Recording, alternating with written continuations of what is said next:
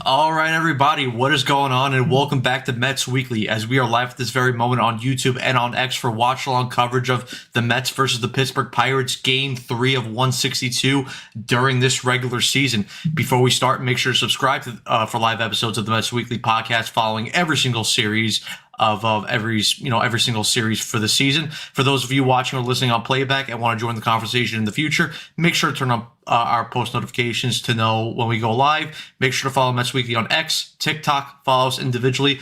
All the links are down below in the description. But what is going on, guys? Apologies for starting this watch along a little bit late. Like I said before in the comment section, I had work until 2, so I got out of work, got home as quickly as I could, and yeah, right now the Mets are tied right now. They have a chance to score right here. Luis Torrens over here batting here with men on first and second. Obviously, Marcus Semien did a nice job driving in the tying run via sacrifice fly. Noel McLean on the mound for the Mets. He had a little bit of a rough first inning. I'll go over that quickly, but settled in nicely in the second inning. But guys, how's everyone doing? And obviously we do have the lineups here, so just gonna read that out, even though you guys already know. For the Pittsburgh Pirates, leading off and playing center field, it's going to be O'Neill Cruz. Batting second and playing second, Brandon Lau. Batting third and playing left field, Matt Reynolds. Batting fourth and playing first base, it's going to be Ryan O'Hearn. Batting fifth and playing shortstop, it's going to be Triolo. Batting sixth and playing first base, Spencer Horowitz. Batting seventh, playing third base, Nick Gonzalez. Batting eighth and catching, it's going to be Davis. And then batting ninth and playing left field, or playing right field for them Reynolds, I think, is playing right field. And then for left field for the Pirates, it's going to be Jake Magnum. On the mound for the Pirates, it's going to be Mlodzinski. For the Mets, a little bit of a different configuration in terms of defensively, but the names pretty much stay the same except for one change. Leading off and playing shortstop, Francisco Lindor.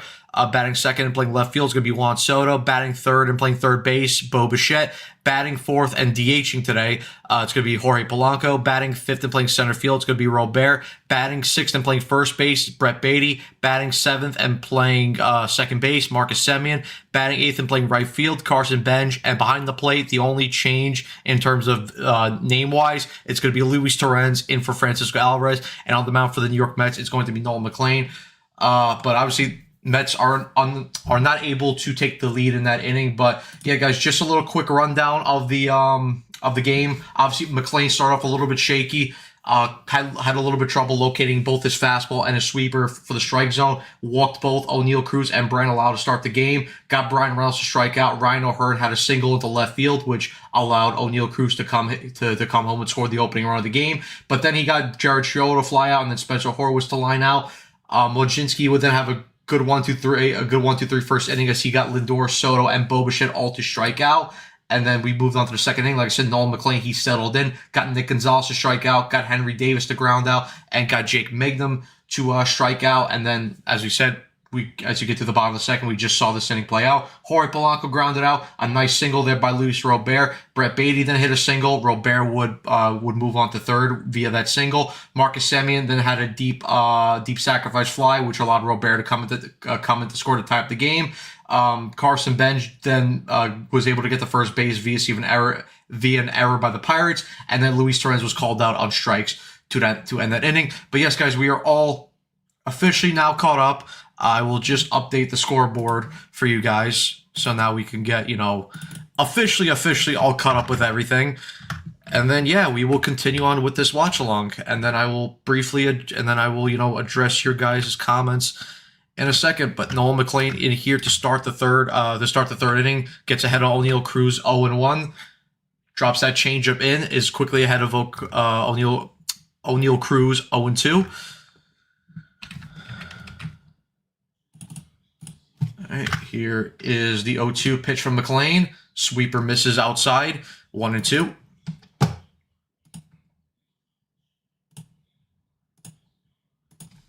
Okay, let me just get everything. The 1-2 pitch.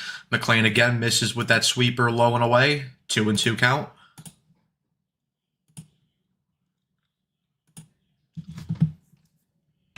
The 2-2 pitch.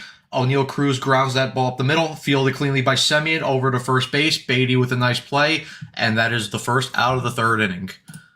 But Tony, thank you. Yep. Good recovery by McLean, 100% Pantries. Tony, Pantries, what is going on? BBA, what is going on? Yep, 1-1. Work was actually good today. It was solid. It wasn't busy at all, so nice, easy day. Does Brett Beatty, NG, what is going on? Does Brett Beatty do over or under 2.5 TikTok dances at first base today? I don't know. I'm gonna hit the under on that one for today. Maybe he proves me wrong.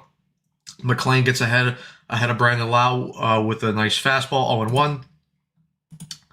Yeah. Hornet, what is going on?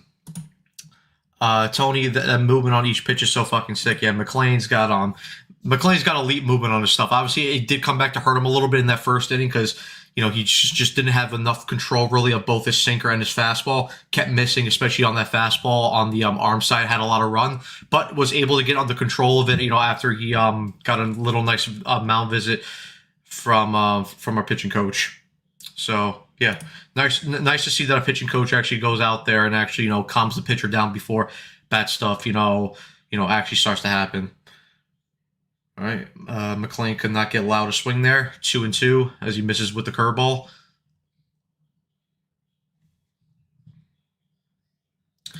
Yes, a proactive pitching coach, NG. That is something that we have not been familiar with over the past couple years with the Mets, because we know that Jeremy Hefner does not do that. But yeah, thankfully now we have a pitching coach that actually does that.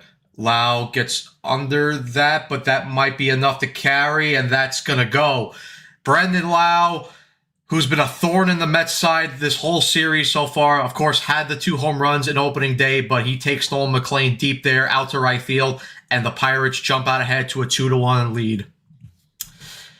Yeah, again, off the bat, it kind of looked like he got under it. I agree, Pantries. The wind definitely helped carry it out. That's the second time this series that the wind has helped the Brandon Lau homer get out. So Pirates jump out to a 2-1 lead right there. I mean, maybe off the bat there. I mean, yeah, just bad pitch. Sweeper or cutter just came back right over the middle. Good piece of hitting by Brandon Lau. But yeah, Pirates take a 2-1 lead there. Brian Reynolds now grounds out. Over to Marcus Semien. Throw over to first base. Brett Beatty records that out. 2-1. 2 outs.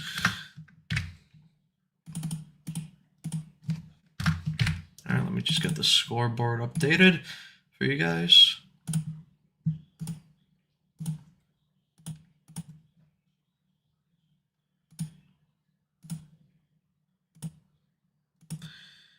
All right, McLean now in against Ryan O'Hearn. First pitch is fouled off, 0-1.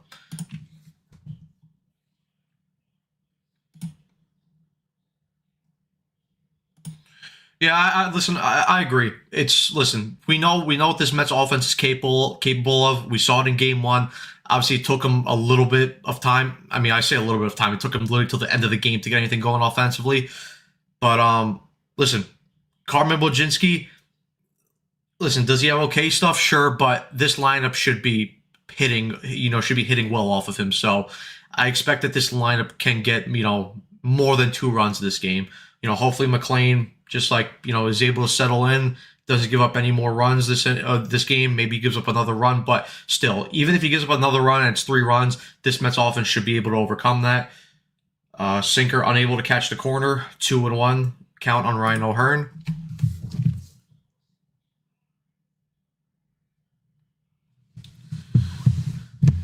The 2-1 pitch to O'Hearn, beautiful sweeper there or curveball. Gets him to swing and miss at that. Count is now a 2-2. The offense is already doing better than yesterday, so there's no excuse that they can't tie it in the next inning or two. 100% NG. I think I'd still be happy if McLean goes 6 innings, 4 runs. I mean, and he misses with that a changeup inside, 3-2 count. I wouldn't love if he gives up 4 runs. I would, if he gives us 6 innings, I would fully take that. I don't know if he'll be able to give us 6 innings just because it's his first start. I don't know how high his pitch counts can be necessarily. We saw Peralta get pulled around 80 pitches. Same with Peterson yesterday. O'Hearn's going to hit that ball right up the middle. That's going to be another base hit for the Pirates. Robert bobbles a little bit, but he's able to throw that back in. O'Hearn stays at first base. Pirates have another base runner in this inning. Yeah, it's a pitch count that probably. Yeah, good piece of hitting there by O'Hearn. McLean just threw that pitch and just too much plate.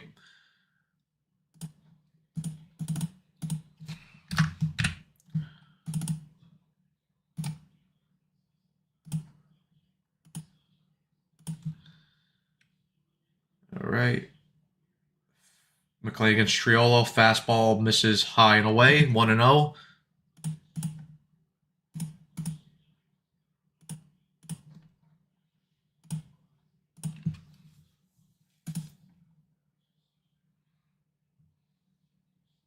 Oof.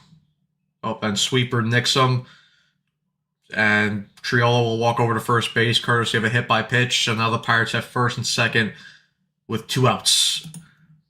Hornet not able to watch at the moment as McLean struggling. He struggled a little bit in the first inning, specifically with his command of both his fastball and his sweeper. The fastball was mainly, he was trying to, mainly hit that outside corner, and it just kept missing off the plate. He ended up making an adjustment, and then he looked a little bit better. Obviously, gave up the run in the first inning.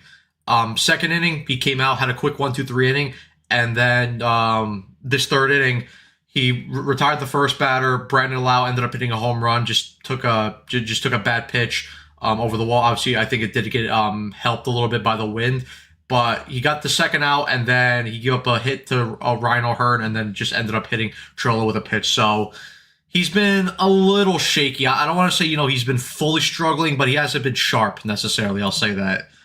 Have all the WBC pitchers been asked?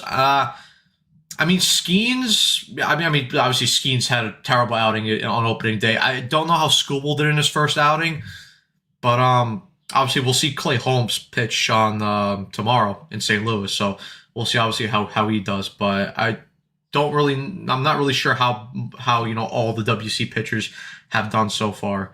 Other than so far with McLean and then obviously Skeens. All right, McLean gets ahead of Spencer Horowitz there, 0-1 count. Come on, Nolan, settle down, man. The 0-1 pitch, sinker catches the lower part of the plate, 0-2.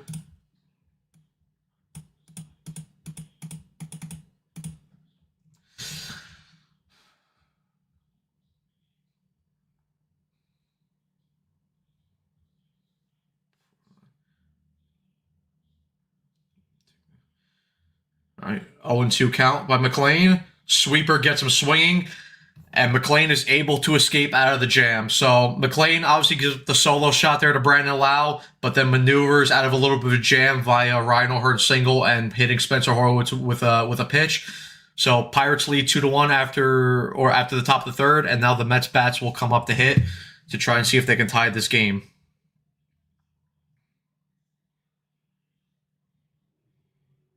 And then we'll have Terrence be the last out. So the top of the order will lead off. It's going to be Lindor, Soto, and then Bichette. So let's see if the Mets can get some runs here.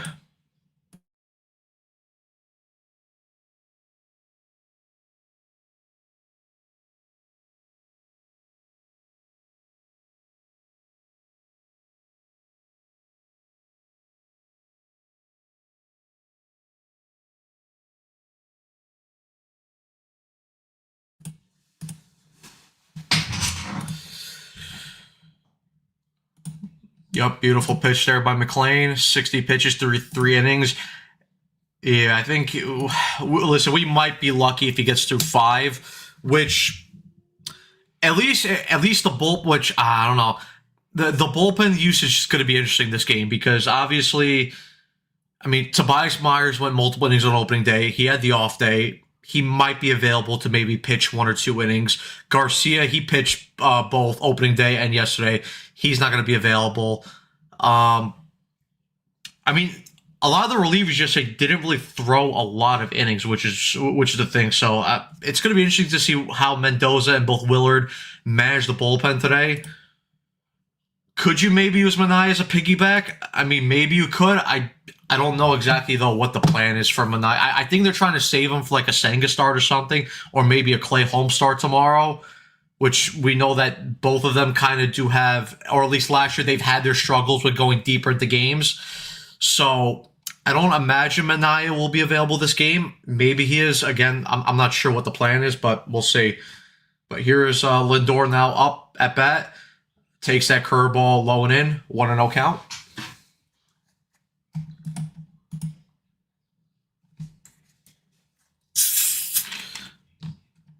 Yeah, Pantry. Yeah, Pantries. Brosbon will definitely be available because he only threw like, I think he only threw like 11 pitches or something like that. But strike catches the outside part of the plate. 1-1 count. The 1-1 pitch. Fastball catches the top of the corner of the zone. 1-2 count.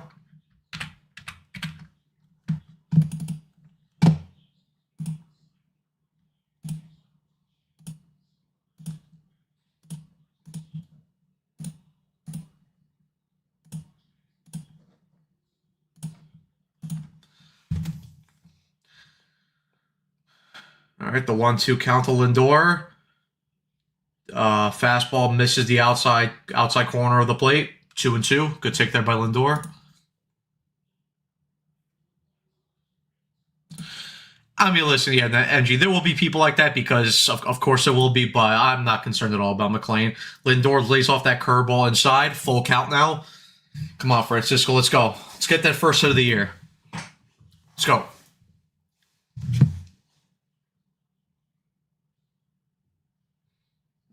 The full count pitch. And Lindor swings through that fastball. 1 out. Lindor so far has definitely struggled so far this year. I mean, we know that he's typically a slow starter. Obviously, he's got the handmate thing. But, yeah, he's really struggling right now to catch up to, especially the fastballs. He's had a lot of trouble, identifying the fastball and making good contact with that. Now here comes Soto, fouls off that fastball low and away, 0-1.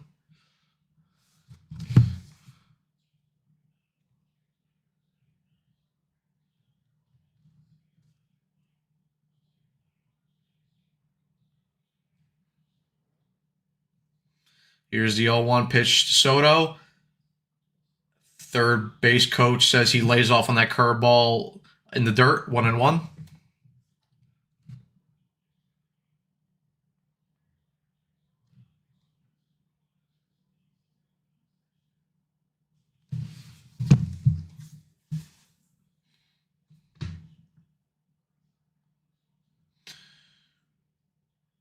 All right, here's the 1-1 pitch to Soto. Fouls off that pitch, 1-2.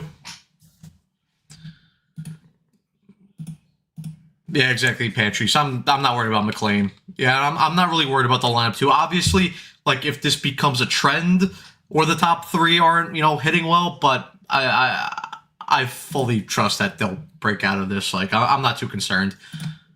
And it's only the third day of the season. Yeah, obviously it is cool. But yeah, McLean, I'm fine. I got I'm not worried about him. Soto fouls off that curveball, still 1-2.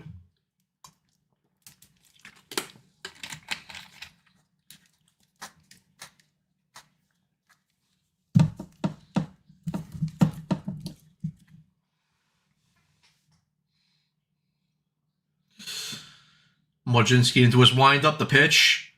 Curveball in the dirt again, 2-2. Good take there by Soto. Let's go, Juan. Come on. Let's do some damage here, baby.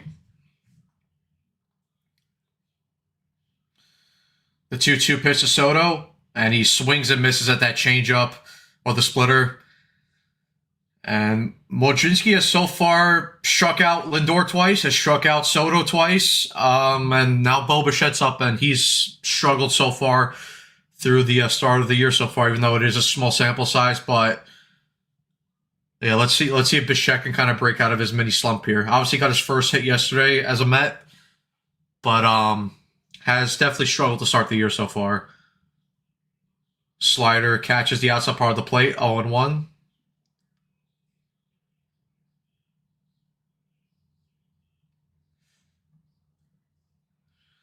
The 0-1 pitch to Bichette. Fouls off that fastball. 0-2.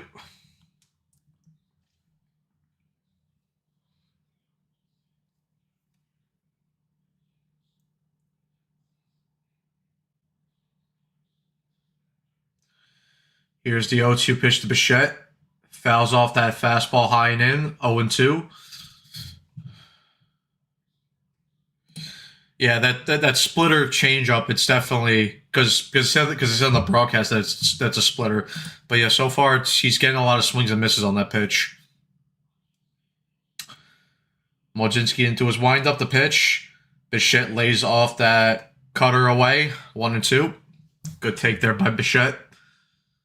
Come on, Bo. Let's go.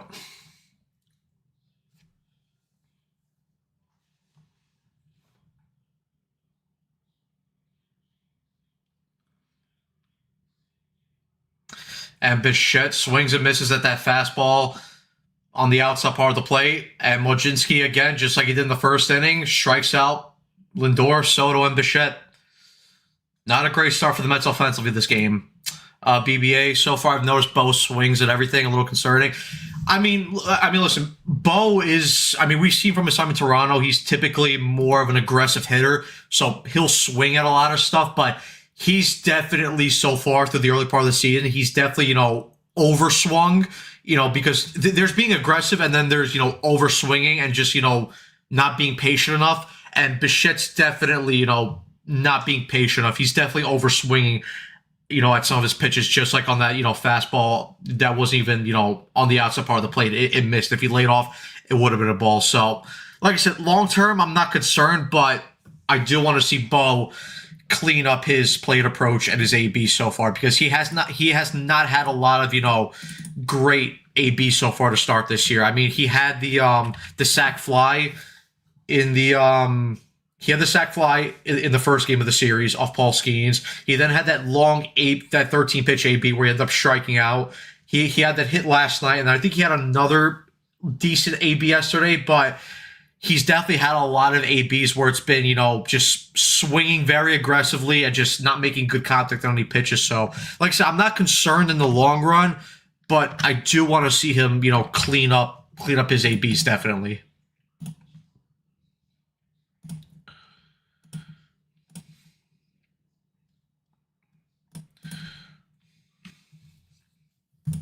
Yeah, like I said, yeah, too aggressive. Fully agree. We need Dante to call him and straighten him out.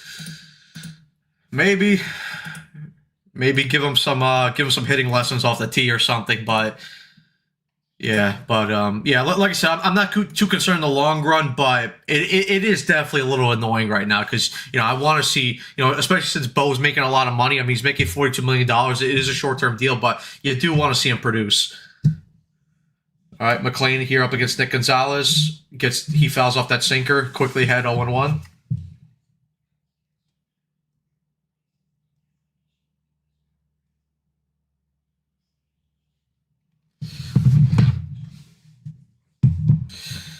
Yeah, MG. Gary's talking about that on the broadcast. Yeah, not a great start by Brandon Sproat in his debut in Milwaukee. Oof.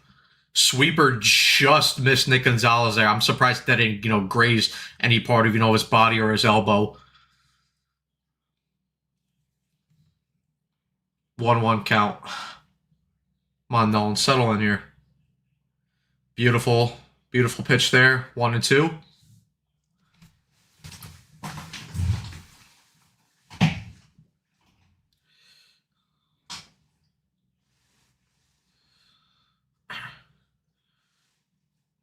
All right, McLean into his windup, the 1-2 pitch.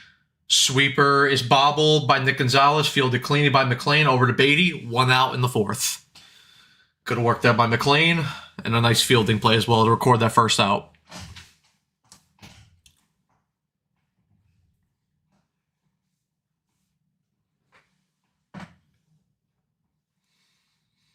Clay Holmes in the dugout right now. Obviously, like I said before, he will be pitching tomorrow, making his season debut in St. Louis. Had a really good appearance in his, like I said, one appearance in the WBC for Team USA. And let's see if that can carry over to a start tomorrow in St. Louis. McLean against Henry Davis. Swings at that sweeper, makes contact, and it's going to be a fly out to center field. Robert under it, makes the catch. 2 outs. So good work by McLean there. Quickly he gets 2 outs here in the 4th inning. And now Jake Mangum, the former New York Met prospect, will come up here to bat for the Pirates.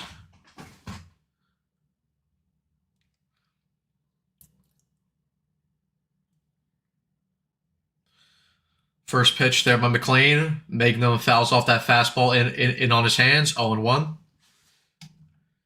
Ram Jam, what is going on? Yes, let's go Mets as always.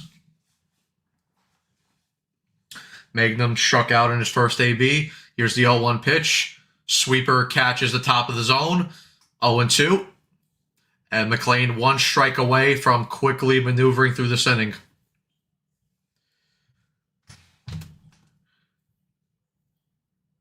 Here's the 0-2 pitch from McLean. Beautiful changeup. Beautiful kick change there by Nolan McLean. Gets Jake Magnum to strike out. And a really quick inning of work there by Nolan McLean. So we'll start the 5th. Hopefully he's able to get through the 5th. And then obviously we'll see how Mendoza and Willard want to handle the bullpen. Maybe they let him start the 6th inning. But we'll obviously see. But good work there by McLean. Got that ground out on Nick Gonzalez, got Henry Davis to fly out, and then obviously got Jake Magnum there to strike out to end the inning. That is what we like to see.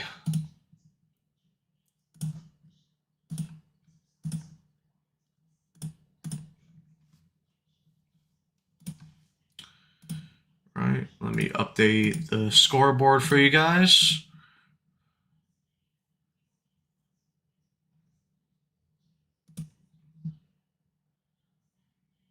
There we go. And yep, Ram Jam 100% bats need to wake up and get some runs for Nolan McLean. Because right now, even though he hasn't been, his sharpest, he's at least been solid and decent. Like I said, he's only given up 2 runs in 4 innings. So the bats need to wake up. And obviously, after Bichette made the final out, because if you strike out, we'll have Polanco, Robert, and Beatty batting in the bottom of the 4th here for the Mets. So let's see if they can get anything going here. Tony, okay, we need runs here. I want Nolan to get the win. 100%. Build up that resume for Nolan McLean, because maybe he might make the All-Star game this year, which would be very nice to see for us Met fans. We also want to see him win Rookie of the Year, so which he is definitely one of the favorites, along with Benj, and obviously the Pirates will end up calling up Connor Griffin in a couple weeks, and obviously he'll be one of the favorites as well, maybe even the favorite to win NL Rookie of the Year, but yeah, we'll see what happens. Brett the Hitman Beatty, see what he does. Armand, what is going on? Hey, y'all, what is going on, man? All right, Polanco leading off here for the Mets. Lays off that fastball that misses wide. 1-0 count to Polanco. All right, let's go, Jorge. Let's get some men on base here. Let's get a couple runs. The 1-0 pitch by Mojinski. Polanco fouls off that splitter, 1-1.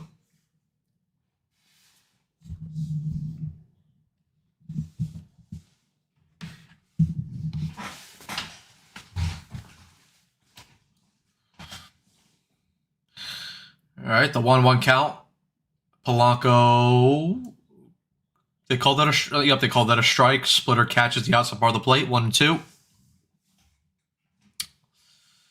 All right, Mojinski ahead here of Polanco. Here's the 1-2 pitch. Polanco lays off that splitter in the dirt, 2-2. Good take there by Polanco.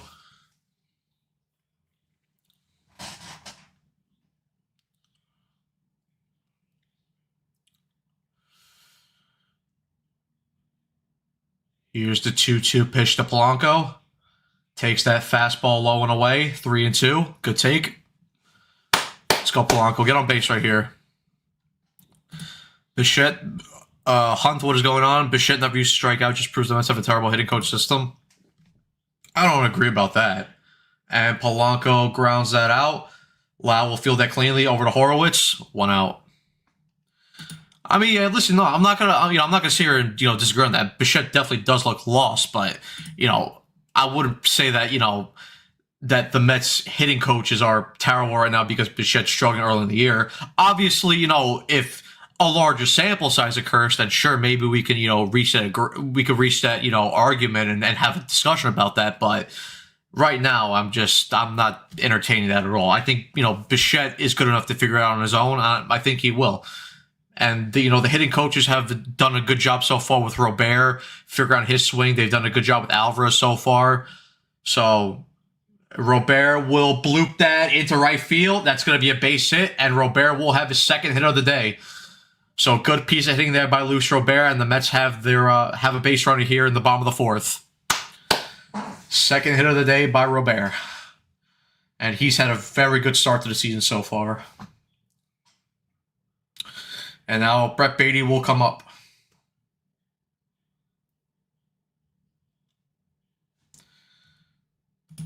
Yeah, they fired the whole. They fired the Chavez is gone. Both Chavez and Barnes got fired. They brought in Jeff Albert from St. Louis and Troy Snitker from Houston to be the well, Albert's the director of hitting, so he oversees everything, and then Troy Snitker is the main hitting coach, and I believe there's someone else underneath. His name is escaping my mind right now, but Baty takes that pitch, so he's ahead 1-0 on Wojcinski. The 1-0 pitch, fastball misses outside, 2-0. Pantry's got. I love Robert, so glad we tried. I like the Robert pickup. He has a lot of potential. Obviously, we saw what he did in 2023, and when he first came up with the White Sox. Obviously, like I said, in the stream, like when the Mets first traded for him, obviously there were concerns and risks to getting Robert, but the upside, if Robert does end up hitting, is so high that it's like, and especially like I said at that time, the Mets didn't give up anything of significant to get him. They gave up Acuna and took on all of his money. So, in my opinion, it was a no doubt trade. But Baty ahead here 3-0. I take here all the way. Wojcinski gets that fastball in the zone, 3-1. Robert reminds me of Marte, not as a player though. He looks like Marte a little. I mean, I don't really think they look alike, but Wojcinski gets that splitter in the zone. Full count here to Baty. Come on, Brett. Let's go. Got ahead. Get on base here. Wojcinski checks Robert over to first base. He gets back in safely. So that's one disengagement. Let's see if Robert maybe ends up stealing. Mets right here on the graphic. They have it. Third most steals in the National League last year with 147. The 3-2 pitch, and Baty lines that pitch up the middle. Robert got the good jump because he tried to steal, but Robert will move over to third base. Brett Baty there with a single, and the Mets have runners at the corners here via Brett Baty's single. Good piece of hitting there by Brett Baty. Got ahead to a 3-0 count. Wojcinski was able to get it back to a full count, but a good piece of hitting there by Brett Baty to line that pitch up the middle. And Robert, like I said, tried to steal there. And because he got the good jump, is able to move over to third base. So the Mets have runners at the corners here, and Marcus Semien will be up here with a chance to tie the ball game. Yep, Armand. Good piece of hitting there by Baty. Brett the Met and Robert carrying the offense this game. Love to see it. 100%. They are hitting. They're hitting very well right now. Oh, let me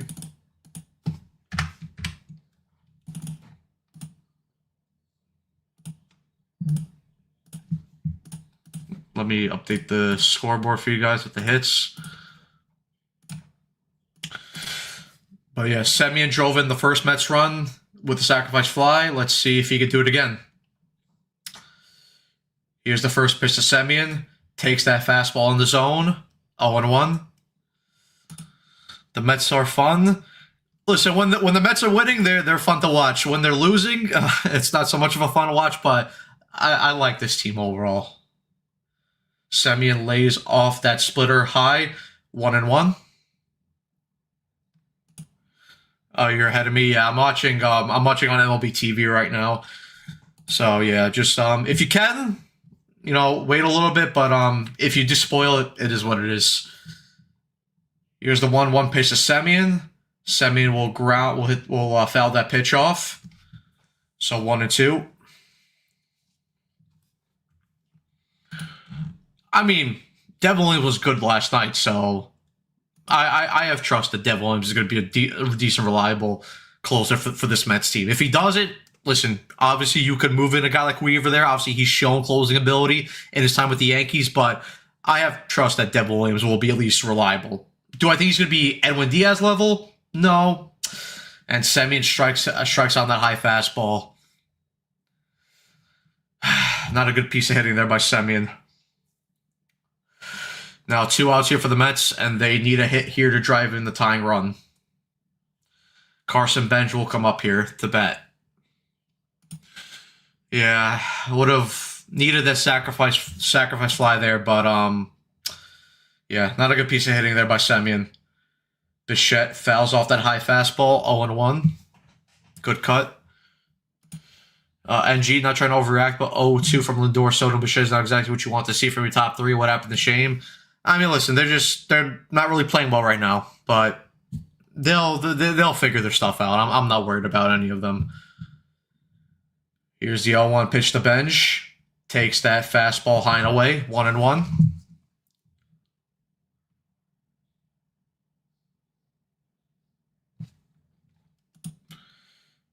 Edwin Diaz has been electric so far for the Dodgers. Yeah, Ocean, I do agree. Diaz has been very good so far for the Dodgers.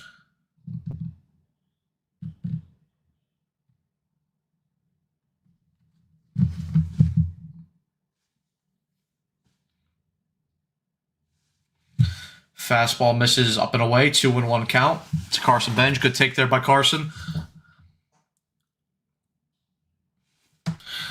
Oh yeah, Angie, don't get me started on that trumpet thing for the Dodgers. I mean, listen, Diaz left. Diaz lost all his aura. Oh, and Bench lifts that to left, but Mangum will get under that, and we'll record the final out of the inning. So the Mets get runs at the corners, but they are unable to drive in any runs, as Semien struck out and Bench flew out there to left field.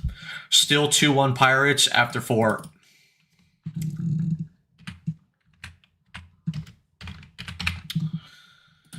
But yeah, like I was saying, NG, Diaz lost all of his aura when he went to LA to pitch for the Dodgers, but that trumpet thing, that trumpet intro that they do, it ain't it. It ain't it, man. They ruined any aura that it had left of it. What's your thoughts on the Semien for Nimmo trade? I liked it. I thought for Nimmo, it was time to move on from him. Obviously, he was part of that core that just couldn't get over the line. Started to decline a little bit. Obviously, his defense worsened in the outfield. I mean, obviously, listen, when the Mets first signed him to that extension, or when they signed him in free agency in 2023 and brought him back, I mean, they signed him as a center fielder to an 8-year deal.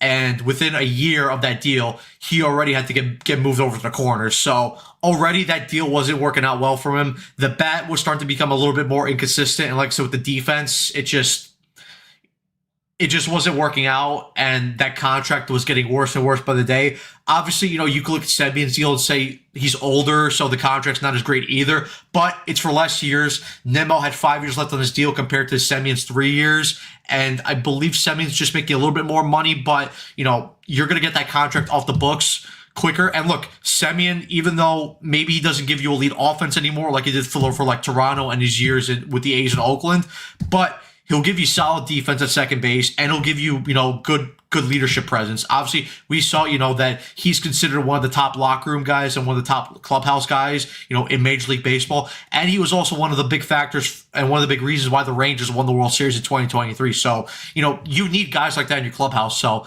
overall, I'm fine with the trade for, Nimmo for Semien. At the start of the game, Gary brought up that since Lindor's been a Met, he has 2 hits in the month of March when the season starts. Yeah, again, he's just not a fast starter. Semien deep. Yeah, I mean, listen, he's a Gold Glover at second base. So, but here's McClain starting off O'Neill Cruz here with the changeup as he swings over that 0-1. But yeah, listen, I like Marcus Semien. He's a very good ball player, very versatile, and yeah, just has a lot of good. I like his under the hood numbers as well. He's a pull hitter, makes hard contact. McClain here with the 1-1 pitch. Sweeper catches the outside part of the plate, 1-2.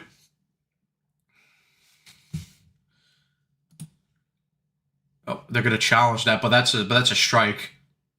Dumb challenge there by O'Neill Cruz as the Pirates lose one of their challenges there. Do you think the Mets? Do you think the Mets is still an indoor team, or is it? I think both of them are the leaders. And I think it's fine to have two guys leading the clubhouse. Like I think having four guys like Lindor, Nimmo, Pete, and Soto all fighting for that number one spot. I think that's not really great to have. But when you have two guys like this beautiful, disgusting curveball there by McLean to get O'Neill Cruz swinging, one out here for the Mets here in the top of the fifth. But yeah, I think having both having both Lindor and Soto, basically being the two main leaders, I think that's fine. I don't have a problem with that. Yeah, Pantries Pirates wasting the challenges, and yeah, disgusting curveball there. Now here's Brandon Lau here. Obviously hit a home run his last AB against McLean, and has 3 home runs so far in the series against the Mets. McLean misses with that changeup, low and away, 1-0.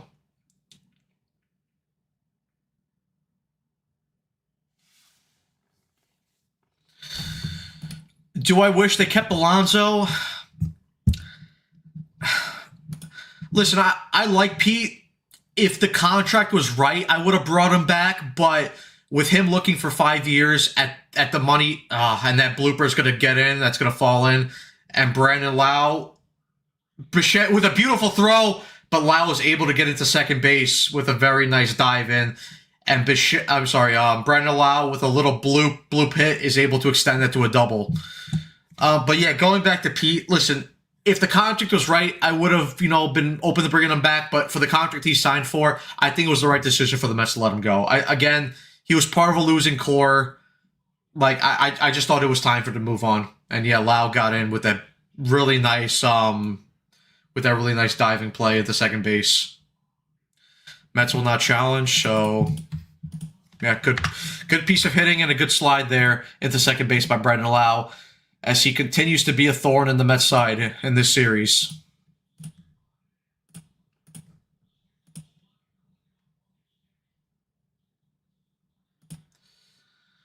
McLean misses with that changeup, low and away to Reynolds, 1-0.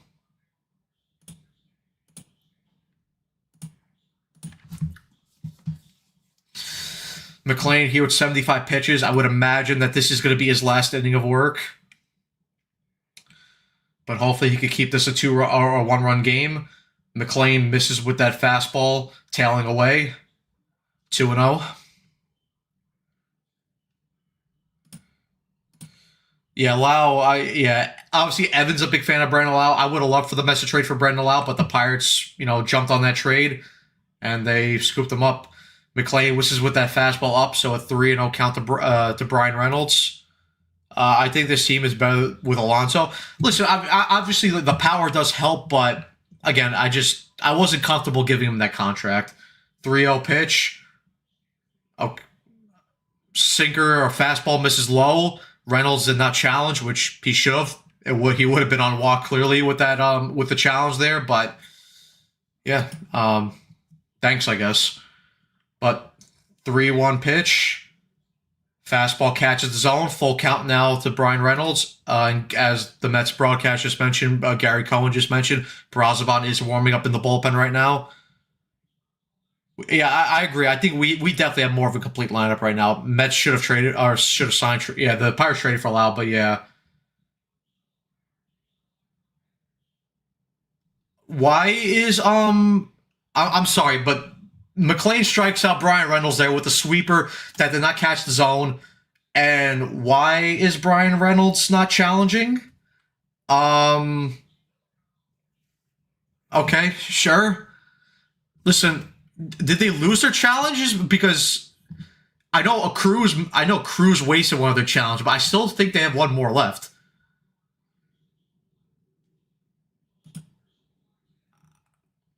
Okay, listen, I won't complain. Oh, they used both. Okay, so I missed when they used their first challenge, but okay.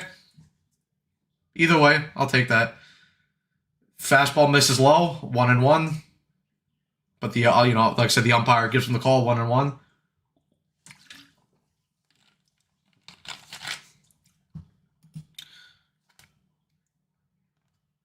Yeah, he loved it.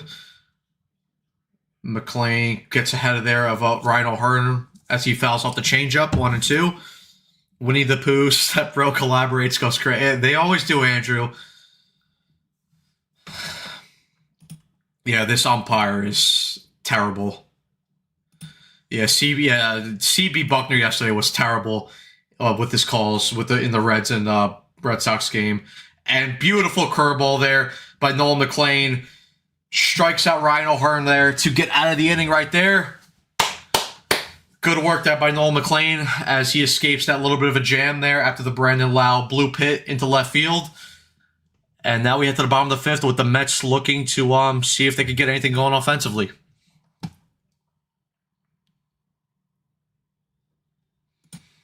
Yeah, it probably happened before I got on. Even though I was watching the game on my phone, and I don't recall them using their first challenge, but I'm not going to complain. I'm not going to complain. I will take it. Hell yeah, Nolan. Nice recovery, 100%.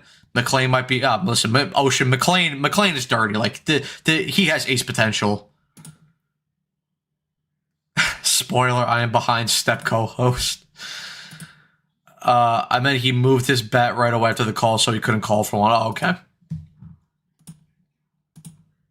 Terens used the challenge and won. Oh, okay.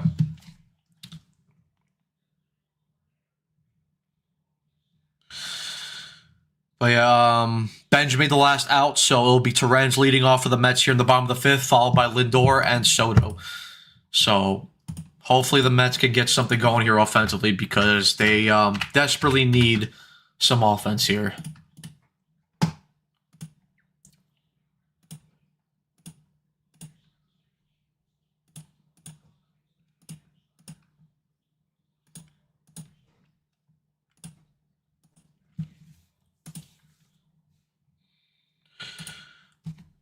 Tony, Matt, you do a great job of calling the games. Thank you, Tony. Appreciate it. Appreciate the support, guys. And of course, all of you guys, as always, anyone in the comments, watching and not commenting, whichever, as always, make sure you guys leave a like, subscribe, as always, to Mets Weekly.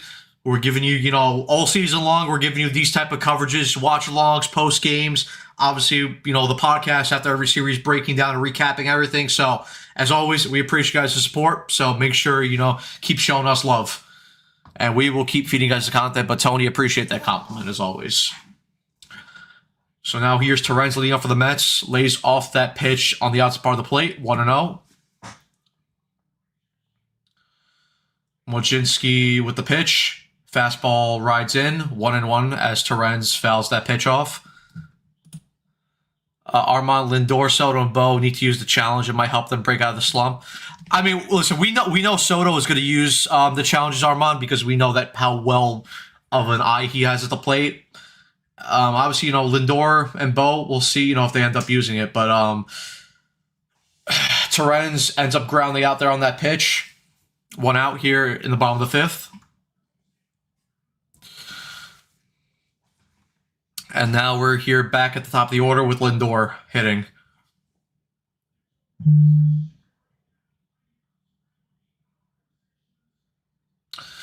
Nice play there by Triolo as he fielded the ground ball and threw the ball over to Spencer Horwitz. Oh, Ryan, and Lindor drives that ball deep into right field. That is going to go. Oh, no, that is off the wall. My apologies, guys. But Lindor with a nice piece of hitting there. He drives that pitch off the wall, and he will go into third base, and he is safe. Francisco Lindor dives into third base there with a triple, and just like that, the Mets have something going here in the bottom of the fifth. However, let's see if he did get in. Umpire called him safe, but let's see if the Pirates do end up challenging because it was a close play at third base. But a nice piece of hitting there by Lindor. Drives that ball out to right field, and it just didn't get enough of the wall. But, yeah, beautiful piece of hitting there by Lindor as he gets a triple here. And now Soto has a chance to type the ball game here.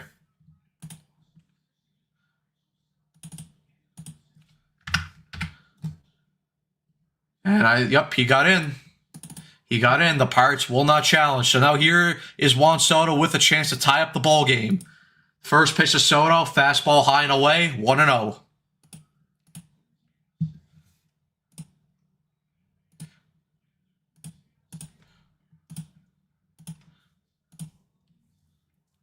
Hopefully that gets him out of the jam right here.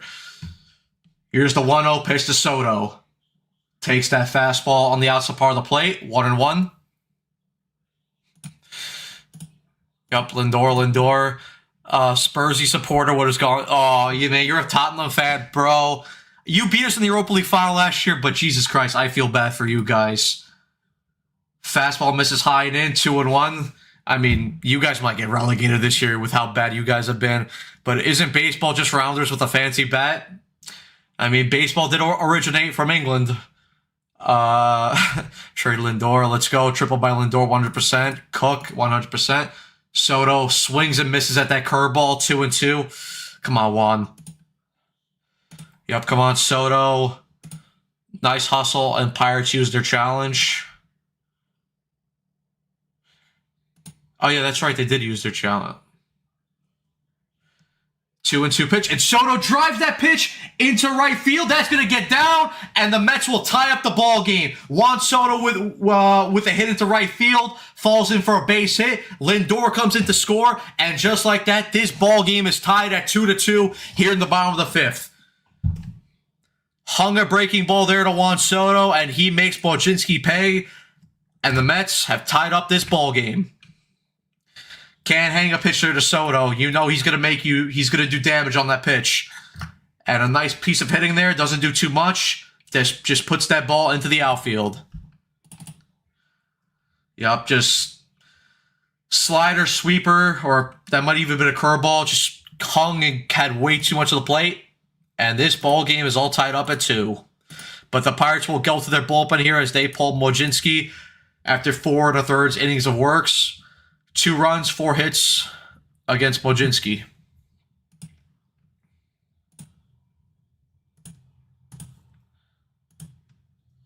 But yep, I'm just going to update the scoreboard here for you guys. It's going to come up here for a 2-2 ball game. Yep, there we go.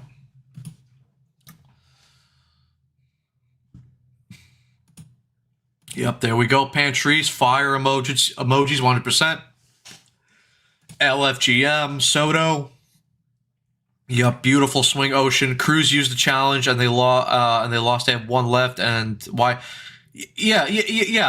That's what I was saying, because I don't remember the Pirates using one of their challenges early in the game. So yeah, they have 1 left. So then I don't know why.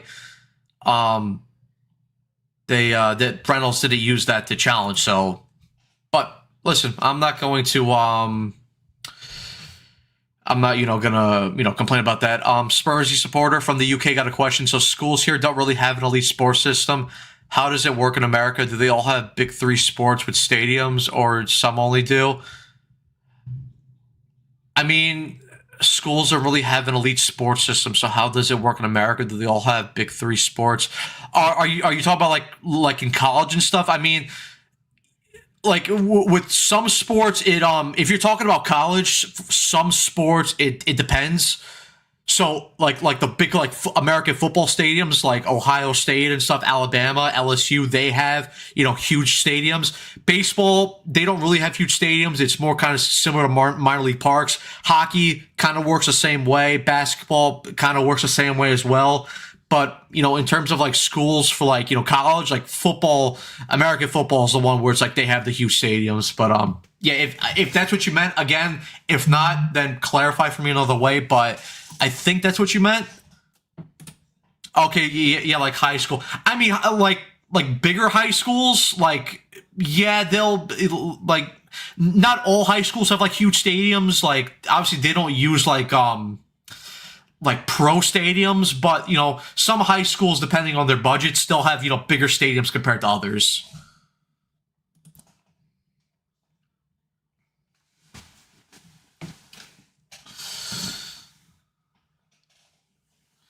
And yeah, obviously, if you could tell from the flag there on the left, on the right, I'm a United fan. So, but yeah, I do feel for you guys with Tottenham. I mean, if you guys go down, that's going to be such a terrible look for you guys. Mets challenge there. Bichette used one of his challenges. He'll lose that as that gets confirmed to strike.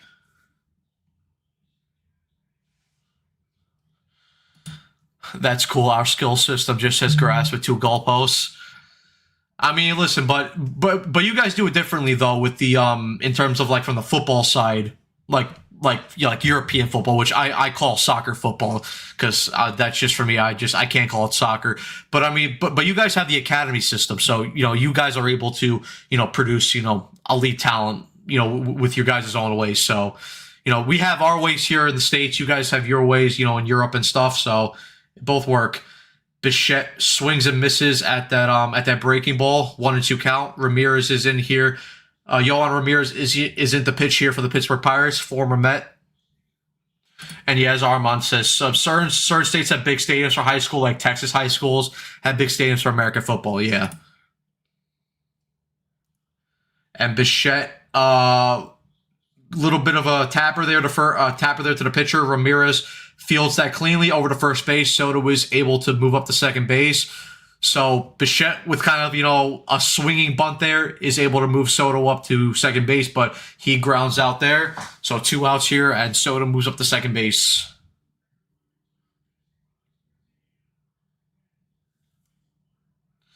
Yeah, again, not a great swing decision there by Bichette. Just got tied up there. And just a little dribbler there to Ramirez.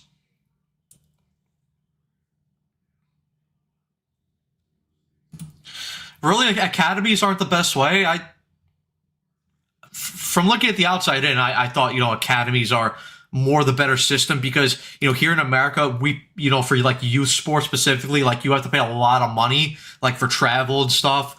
With the academies, like pretty much a lot of things are covered for you. So I would think from looking from the inside in, it's better, but I mean, you live there, so maybe you would know a bit better compared to me, who lives in in New York. But that's just what I thought. But if I'm wrong, I'm wrong. All right, now here's Polanco with a 1-1 pitch. Curveball the changeup gets dropped in there. 1-2 count.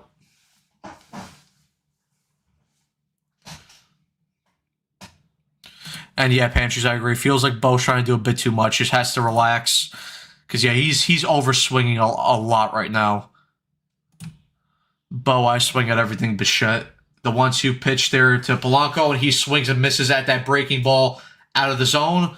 So the Mets do top here, the game here at the bottom of the fifth, courtesy of a Juan Soto RBI single. But they are unable to get any more runs here, as now we head to the top of the sixth here, all tied up at 2-2. So at least the Mets were able to top the ball game here. McLean will exit the game now, and Brazaban will come in here to pitch.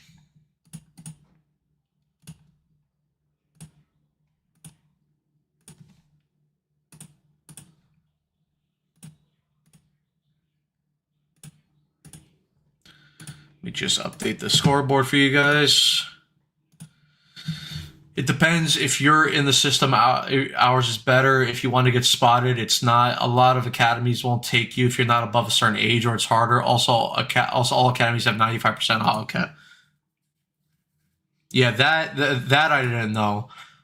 Players they don't know. They know won't make it. They just fill numbers. I mean, but also for the U.S. it's kind of similar because if you really can't afford to pay for travel and stuff, it's hard for you to get noticed unless like you're so good to which someone, will offer to pay for you. But again, like you have to be like so good, for that to happen.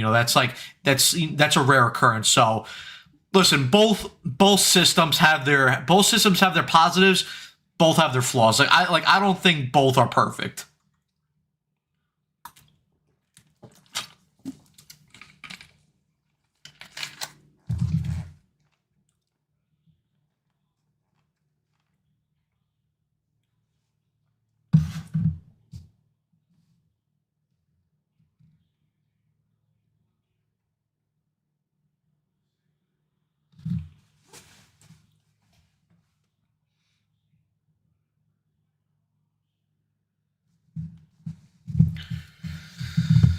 All right, but we got the next three series here on SNY. Obviously, the Mets go to St. Louis tomorrow to start a 3-game set. Then they head to San Francisco for a 4-game set against the Giants, and then they're back home for a 3-game set against the Diamondbacks.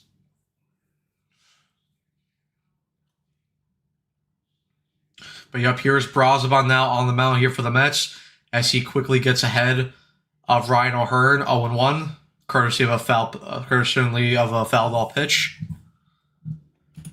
Also, our system is heavily designed for one sport. Yours does many. That is true. That is very true.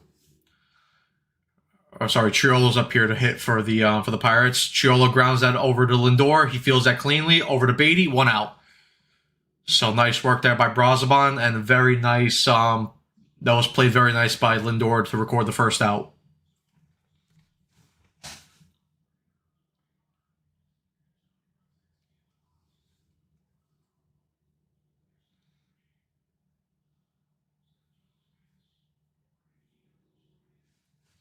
All right, here's the first pitch by Brazoban. Horowitz gets underneath it. Bichette will get under it. Will he make the catch?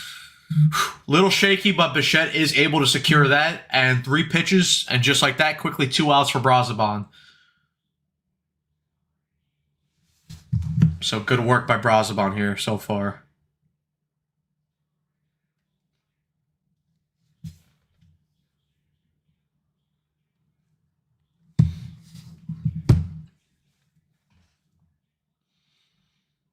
So now here's Nick Gonzalez here for the Pirates. Fouls that fastball, 0-1.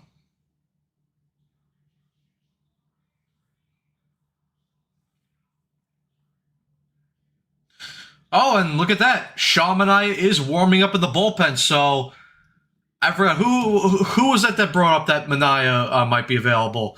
But Gonzalez grounds that, fielded clean by Lindor over to Beatty, and a very nice quick inning of work there by Huascar Brazoban. 5 pitches and 3 quick outs as we now head to the bottom of the 6th. Let's see, who brought up that Mania might get used? Because you definitely deserve a shout out there. Boop, boop, boop, boop, boop. I'm trying to look back. Yeah, Pantrice, you. So, credit to you, Pantrice. You called it. Mania looks like he'll be using this ball game. Pantrice might need Bo to start DHing sooner rather than later and have Beatty play third still early, so can change, but Bo super shaky so far.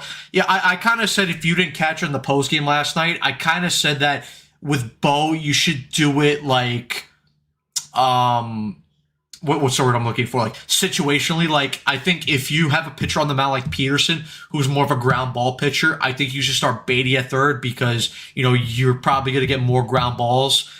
And then if it's more of a power pitcher like McLean or Freddie Peralta, you could use Bichette at third because he won't get as challenged. But listen, he's going to have to get used to it. Obviously, we saw before the game, I think it was Max Goodman, he posted a video of Bichette taking grounders at third base. He's just got to get used to it. And I think eventually he will. Right now he looks super shaky, which is expected because he is learning a new position. But I think he'll eventually get, used to it. Polanco's looked solid at first base, though. Yeah, Polanco's definitely looked better at first base compared to Bichette third. He's kind of bobbled someplace, but at least for the ones he's bobbled, he's been able to make the plays eventually. So yeah, I think both will be fine. Yep, it was you. Good work. 5-pitch inning by Brazoban, 100%. Armand, great inning of work by him.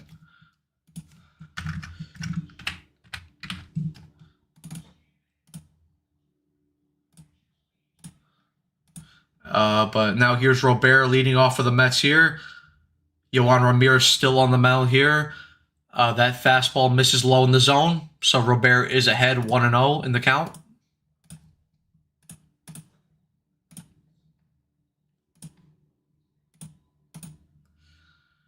Here's the 1-0 pitch to Robert. Lays off that slider low in the zone. 2-0. Good take there by Robert.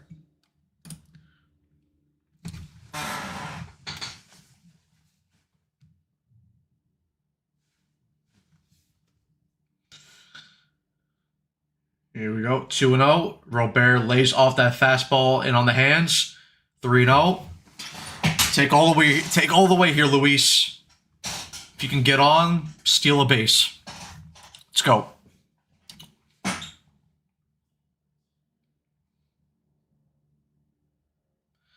Fastball catches the zone. 3-1.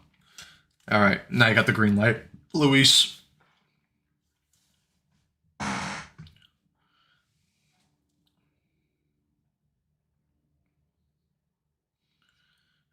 Here's the 3-1 pitch to Robert. Fastball inside, and Luis Robert draws a walk. His third time on base today. 2 hits, 2 singles by Robert, and now a walk here in the bottom of the 6th. So, very good game here by Robert. He's definitely had a very strong start to the year so far. And yep, Pantries, very nice at bat here by Robert. So, I would imagine he's going to be sent here to steal. Brett Beatty now up. He's 2 for 2 with 2 singles. So, let's see. Come on, Robert. Here's the pitch. Slider catches the zone. 0-1 count here to Beatty. And he usually doesn't walk, so when he does, it's a big deal. But, he's had, even though, Robert hasn't walked a ton so far to start the year, he's had a lot of good ABs. Beatty fouls off that fastball, and Ramirez is quickly ahead of him, 0-2. Come on, Brett, let's go. Beatty up right now, and then Semien is on deck.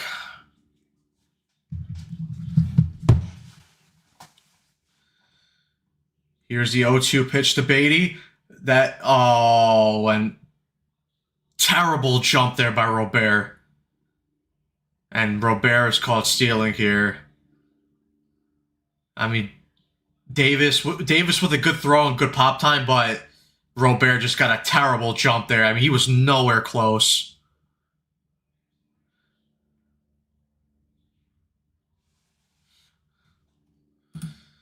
Yeah, it's not a good jump there by Luis Robert. 1-2 count here to Beatty. It hits him, but run that out. Not a great sequence there by the Mets. Not a great sequence there. That pitch hits Beatty, and he swung at a slider that freaking hit him. And then he gets thrown out at first base.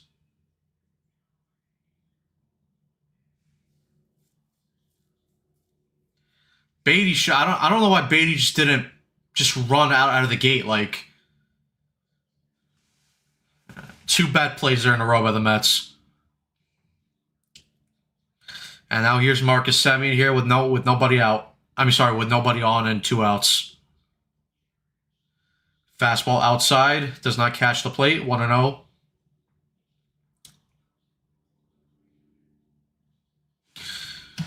Well, no, but he swung at a pitch. So if you swing at a pitch and it still hits you, it's a live ball. It's only a dead ball if you don't swing at it. Slider catches the zone. 1-1.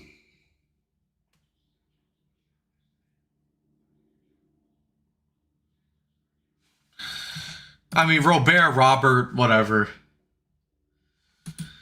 It is what it is. I call him Robert. It is what it is. Fastball does not catch the zone. 2-1. Obviously, Manaea, the showing him warming up in the bullpen right here.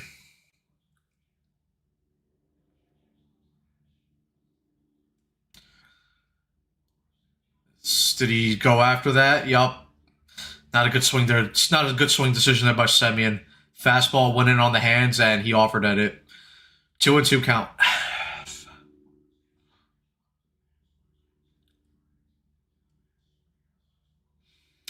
The 2-2 pitch to Semien, and he's going to fly that pitch out to left field. Magnum will come in, make the final out of the inning. So Semien flies out, and after a leadoff walk by Robert, the Mets are unable to get anything going this inning. We now head to the top of the 7th, where I would imagine Manaea is going to come out to start the 7th.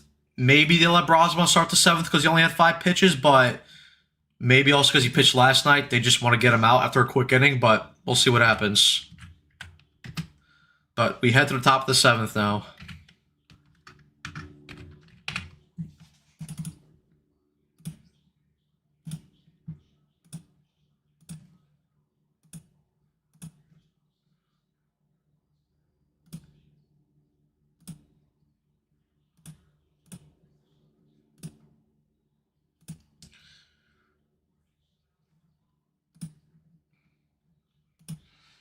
At least this home plate umpire is asking this first baseman, first base umpire help on check swing. CB Buckner.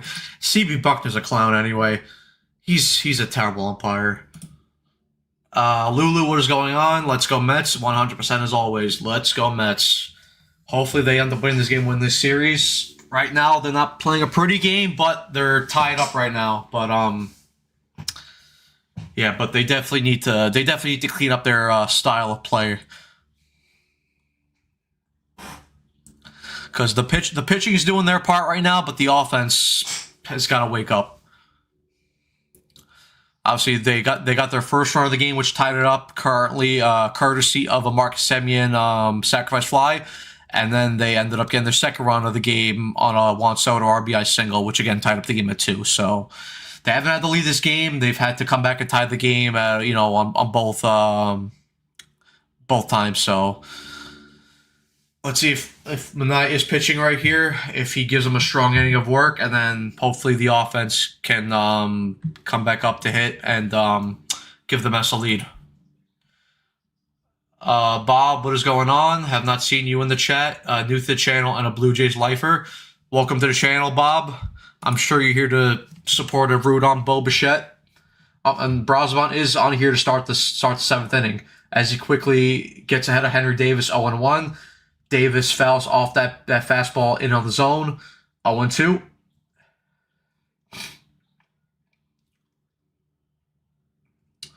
So Brosman is quickly ahead here of Henry Davis. Let's see if he can put him away here. Let's go, Brosman.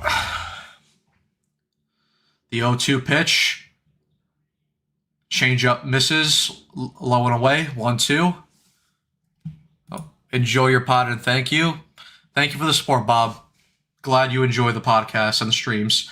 Henry Davis fouls off that changeup. Count still 1-2.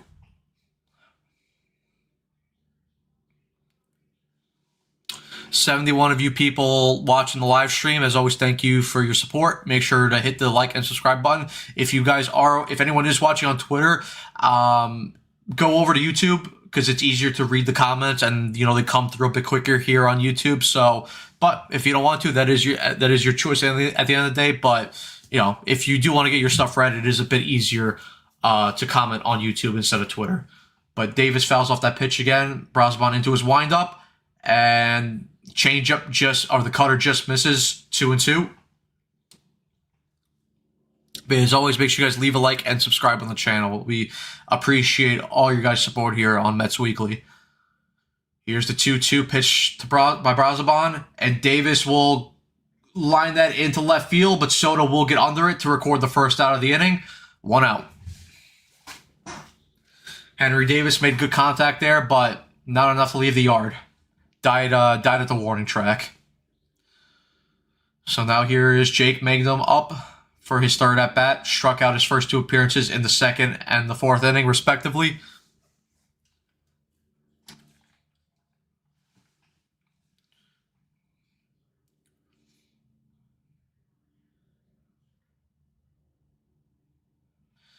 Here's the first pitch here by Brosman.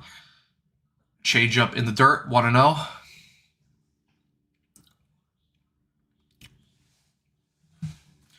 Hardest hit balls today. Bench with the hardest hit ball at 108.9, followed by Beatty. Ball will be hit up the middle. Lindor feels that cleanly over to Beatty, and umpire called him out. Did Magnum beat that play out? Will the Pirates challenge it? Let's see. They're on the headset. Will they challenge it? Nope. Magnum is out at second base. That ball took a little bit of a weird hop and deflected, and Beatty with a close play there. As he caught that ball just at the top of the glove. He snow coned it, but yeah. But that's the second out of the inning, and Brosman now will come out of this game. So great work here by Brosman as he recorded 5 outs in this game. He only threw like 13, 14 pitches. So excellent work here by Huascar Brosman, and now Sean Manaea will come into the game.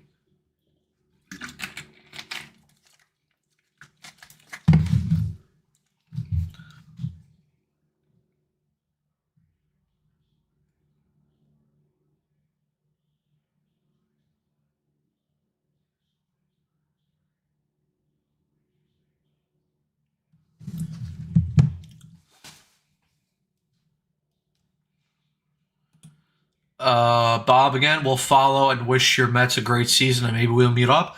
And Mets Blue Jays World Series, that certainly would be interesting. That would definitely be a good World Series. 2015, the Mets and Blue Jays could have met up in the World Series. Obviously, you guys lost to the Royals in the ALCS that year, but yeah, would definitely be a good matchup. Obviously, though, we if we do want to make the World Series, we are gonna have to beat the Dodgers to get there. But we'll see. Obviously, we still got a long way to go. It's only the third game of the season.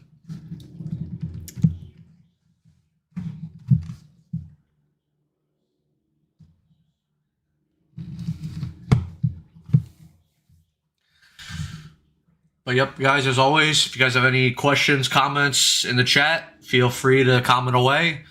I'm here to answer and interact with you guys, and also to watch this game with you guys. So don't be afraid.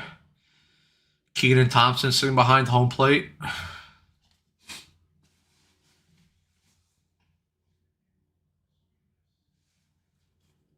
But here's Shamanaya now on the mound. We'll obviously see what his velo was looking like, because obviously his velo was down in spring training by a lot. But we'll see what happens. We will see what happens. Obviously, he's gonna have to work his way back up into a starting role, because right now you just can't trust him with the lack of velo to start games right now. But hopefully he makes himself useful in these reliever / long reliever role, and let's see if he can work himself back into a starting rotation spot. Lulu, Matt, I came on late to your stream. Will you be doing the post game? Yes, I will be doing the post game. So as always, we'll have the 9-minute break. We'll set up everything, and then we'll go right into the post game. All right, but Manaya quickly behind on O'Neal Cruz 2-0. Manaya into his wind up the pitch. Fastball, again, 88, so his velo is down right now, but does catch his own, 2-1.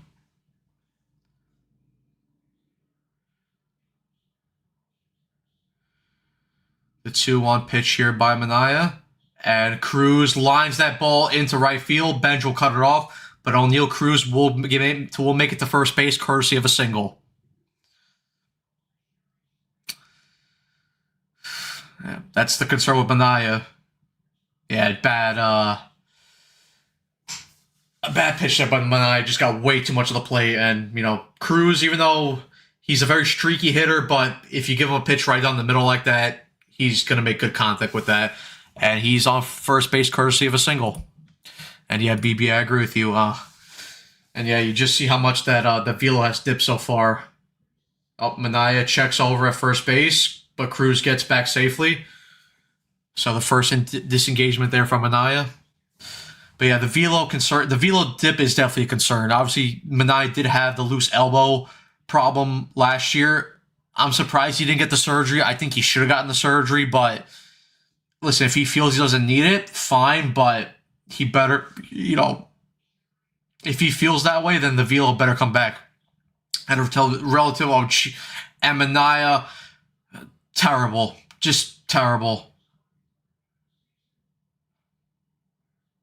Terrible. Manaya threw over to first base, and it was a wild throw over to first base, and O'Neal Cruz moves over to second base right there with just a wild throw.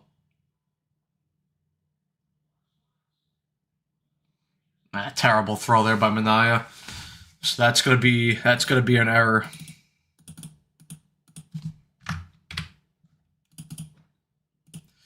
So now Brandon Lau is up here with O'Neal Cruz at second base.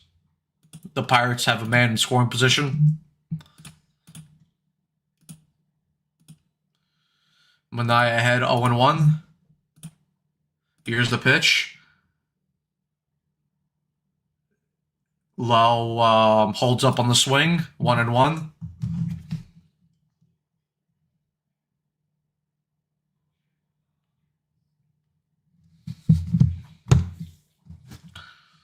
The 1-1 pitch. Gets him swinging at that sweeper, 1-2. Come on, Sean, put him away.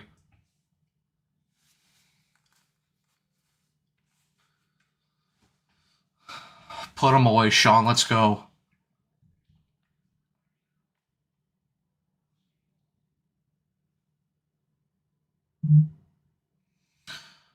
The 1-2 pitch from Manaea, and Lau hits that sharply over to Semien, but he feels that cleanly over to first base.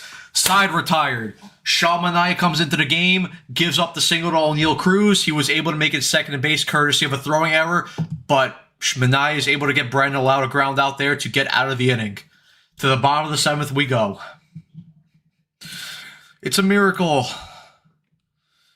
Yeah, I don't have great confidence in Manaea right now, but like I said, hopefully, he's able to get his velo back up to somewhat where it was last year, and hopefully he could carve out a nice role in the bullpen so far. But yeah, I don't have, the greatest of confidence in Manaea right now on a whole.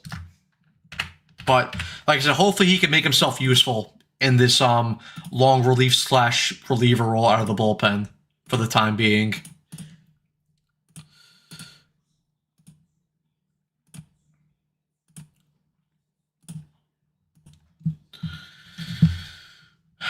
But let's see. It was.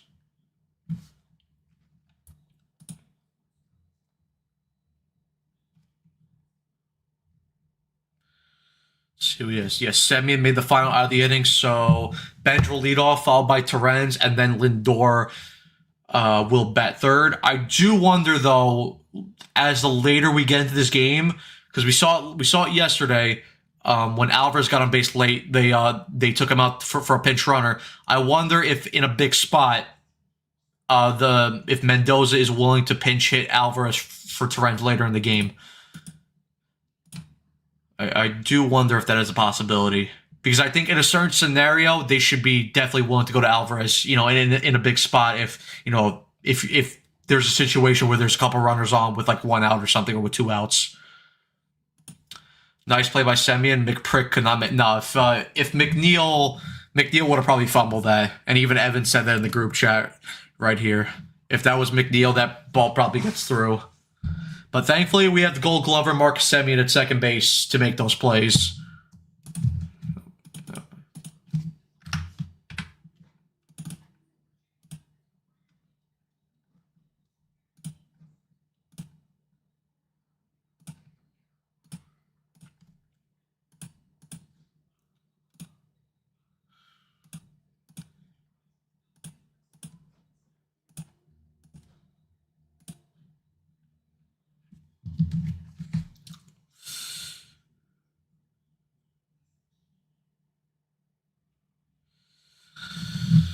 All right. Let's see if the Mets can get some runs here in the bottom of the 7th.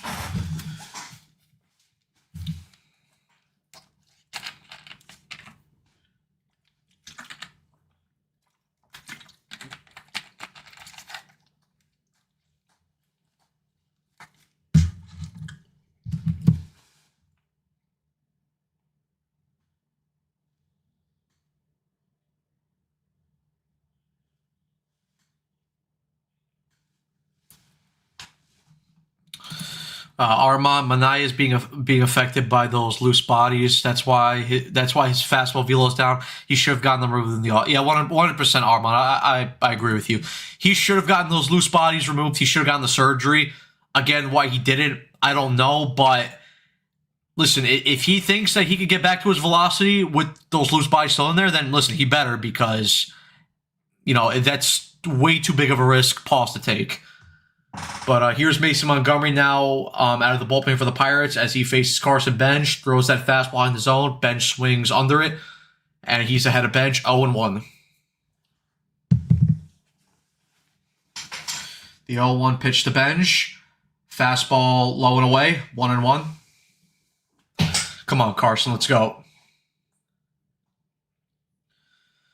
Bench 0 for 2, reached first base courtesy of an error in the second inning, and then flew out late in the game. But he swings over that fastball. Montgomery is ahead of him 1-2.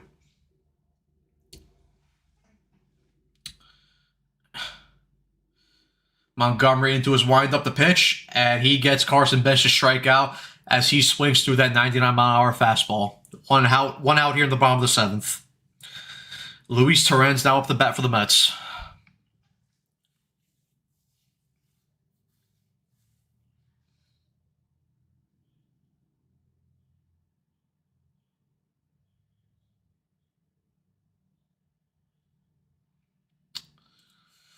Here's Torrens up here.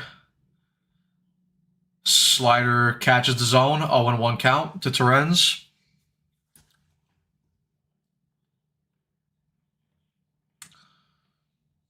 The 0-1 pitch. Did he go? Yup. First base umpire says Torrens swung. So Montgomery quickly ahead, 0-2.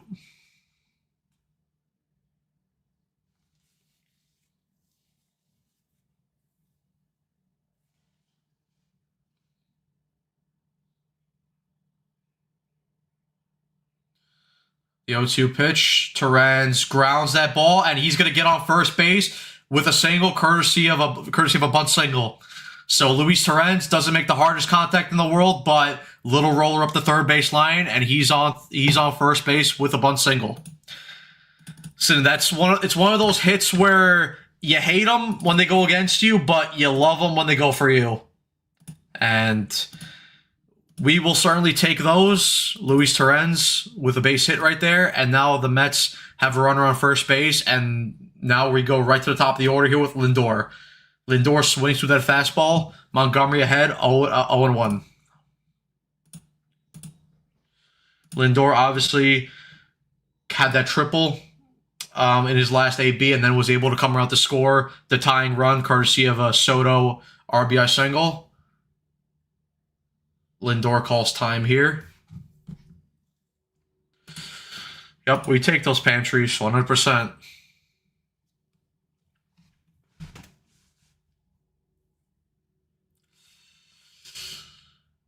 Here's the 0-1 pitch to Lindor. And Lindor lines that ball into right field. That's a base hit.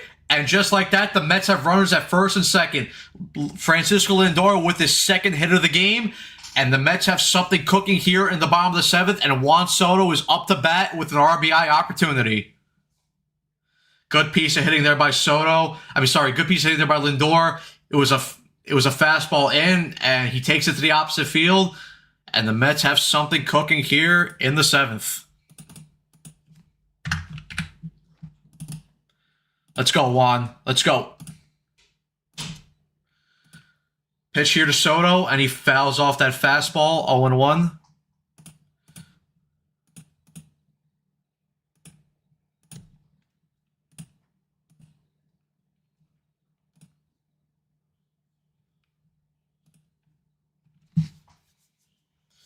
Come on, Juan, let's go. The 0-1 pitch, and Soto fouls off that fastball. Montgomery ahead, 0-2.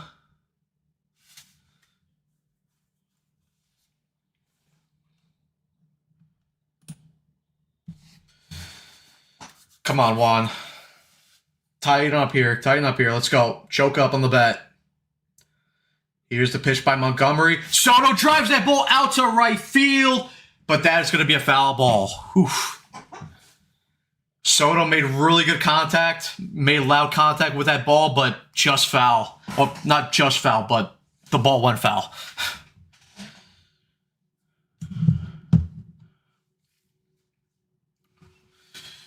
Come on, Juan, let's go.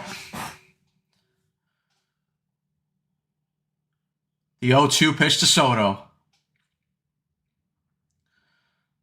Good take there by Soto. Slider in the dirt, 1-2.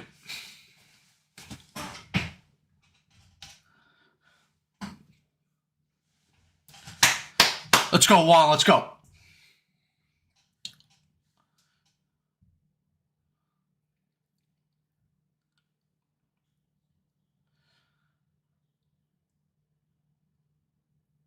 Go, the 1-2 pitch to Soto. Another good take there on the slider, low and away. 2-2. Let's go, Juan. Let's go. Make them work. Bo Bichette on deck for the Mets. Come on, Juan. Let's go. Another great take, and that ball gets away, and the runners will able to move up 90 feet each. So now the Mets have runners at second and third, and Juan Soto works that AB to a full count. Let's go, boys. Yep, get Pantries, great running there. Let's go. Montgomery's trying to get Soto to chase, but he's holding off on those sliders low and away. Infield comes in. Soto fouls off that slider up in the zone. Still a full count. Let's go, Juan. Come on. Make him work. Make him work.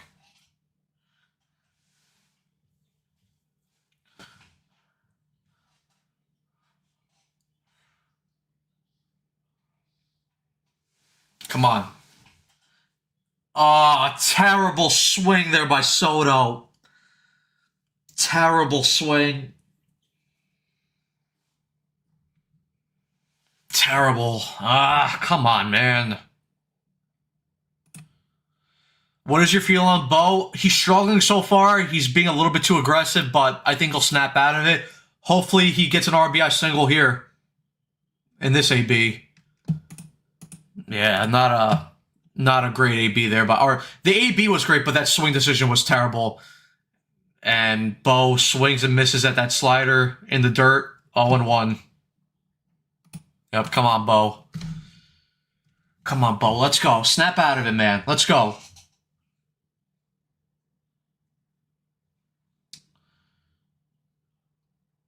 Bichette fouls that slider off. 0-2. Now, listen, I'll take a single. Come on, Bo. Come on, man.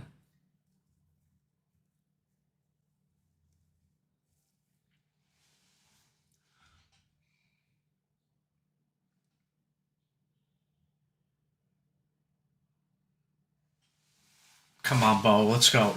The 0-2 pitch. And Bo Bichette strikes out, swinging to end the inning. Mets had runners on at second and third, and they are unable to bring anyone home. As Mason Montgomery gets both Soto and Bo Bichette to strike out swinging.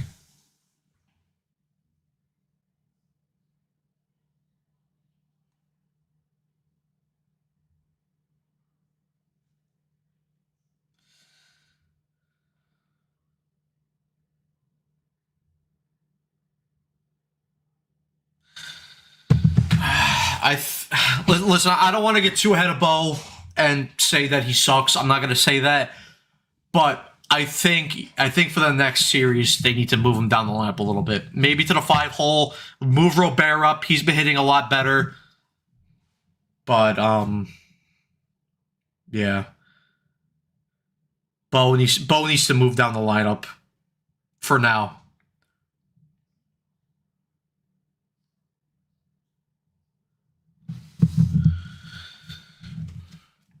Yeah, I agree, Armand. Flip-flop Bo and Robert. Maybe you want to hit Polanco in the 3 hole. You could do that also and have Polanco third, Polanco third, Robert fourth, and then Bichette fifth. But Bo needs to be moved down a couple spots in the lineup.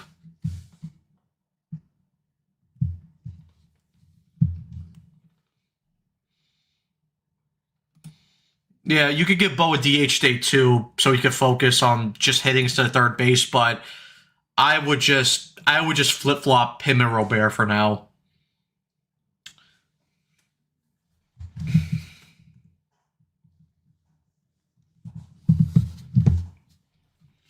Because he's just been he's not even giving like I said, he's like had like 1 or 2 good ABs, but a lot of his ABs have just been non-competitive, just way too aggressive and just swinging and missing at a ton of pitches.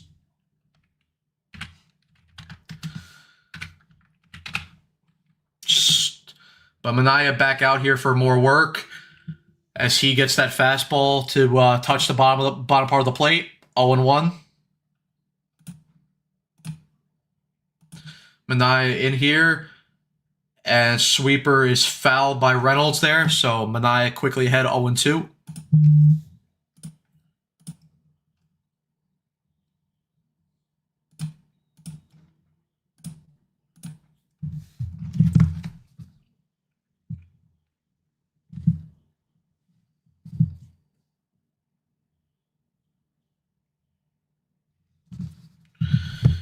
right.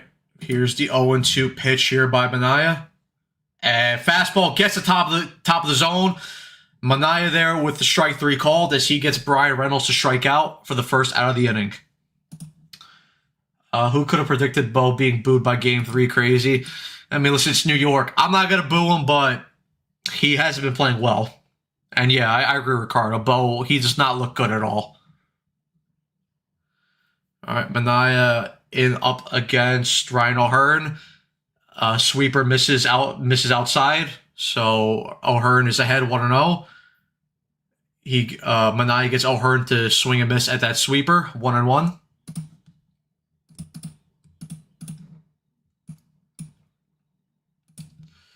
The 1-1 pitch, sweeper misses inside 2-1 count to O'Hearn.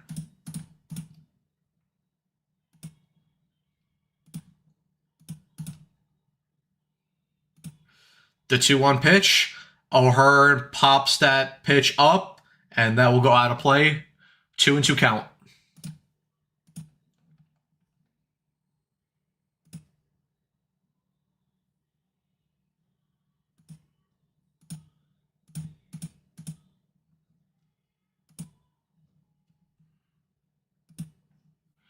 All right, the 2-2 pitch, O'Hearn lays off that sweeper.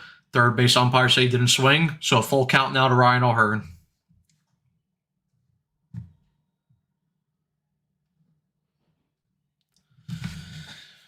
Full count now here to Ryan O'Hearn, and Manaea gets a swinging with the sweeper. Second strikeout of the inning, and quickly 2 outs here in the top of the 8th. Yep, Manaea's having a very good inning so far. He's able to strike out Reynolds and then got O'Hearn there with the pitch.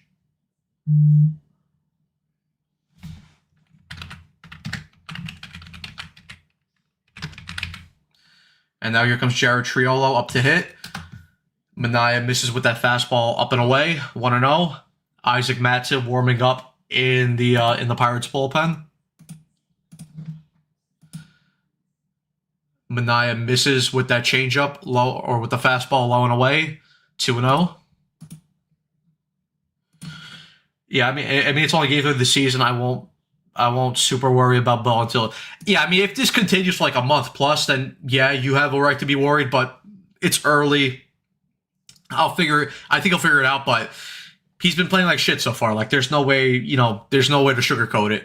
Manaea gets in that pitch for a strike, 2-1. Misses with that fastball low and middle of the plate and away, 3-1. And Armand, yeah, if Bo was struggling in June, yeah, then yeah, if he's struggling at that point, then yeah, you have every right to worry. Manaea behind 3-1, and he misses with that fastball high and away. That's going to be a walk, so Triolo gets on first base, courtesy of a walk.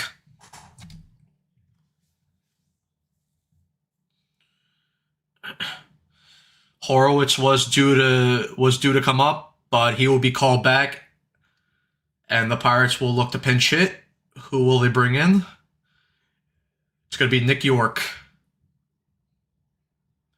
Nick York will pinch hit here for Spencer Horowitz.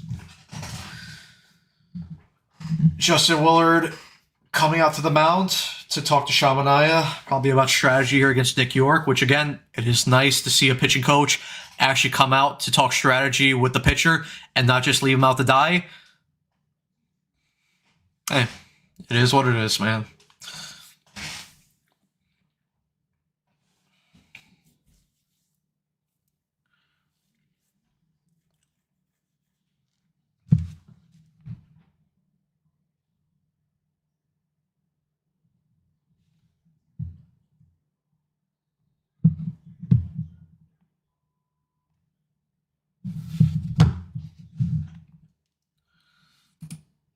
Yeah, Pantries, 100% agree.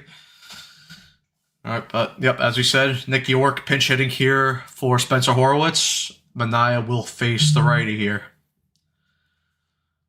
Triolo on first, courtesy of a walk. Manaea misses inside with that fastball, 1-0.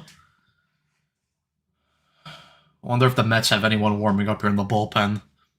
Obviously, I can't see because not at the game. The 1-0 count here to Nick York. Misses with that fastball, 2-0. Carson's here, everybody. Hi. Give me a second.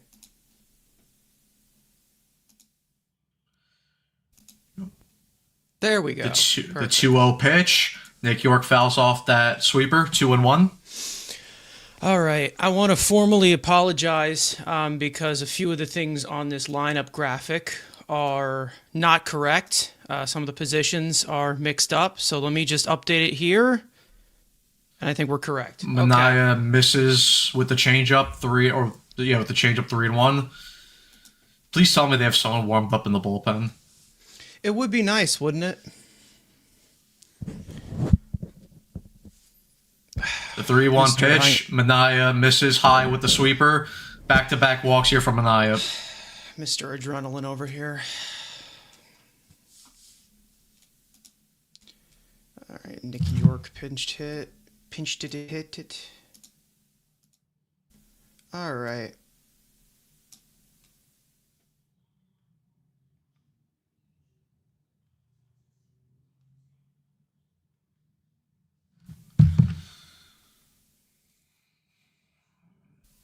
All right. Now it's Nick Gonzalez up here with a chance to give the Pirates the lead. Manaea gets ahead with the fastball. 0-1.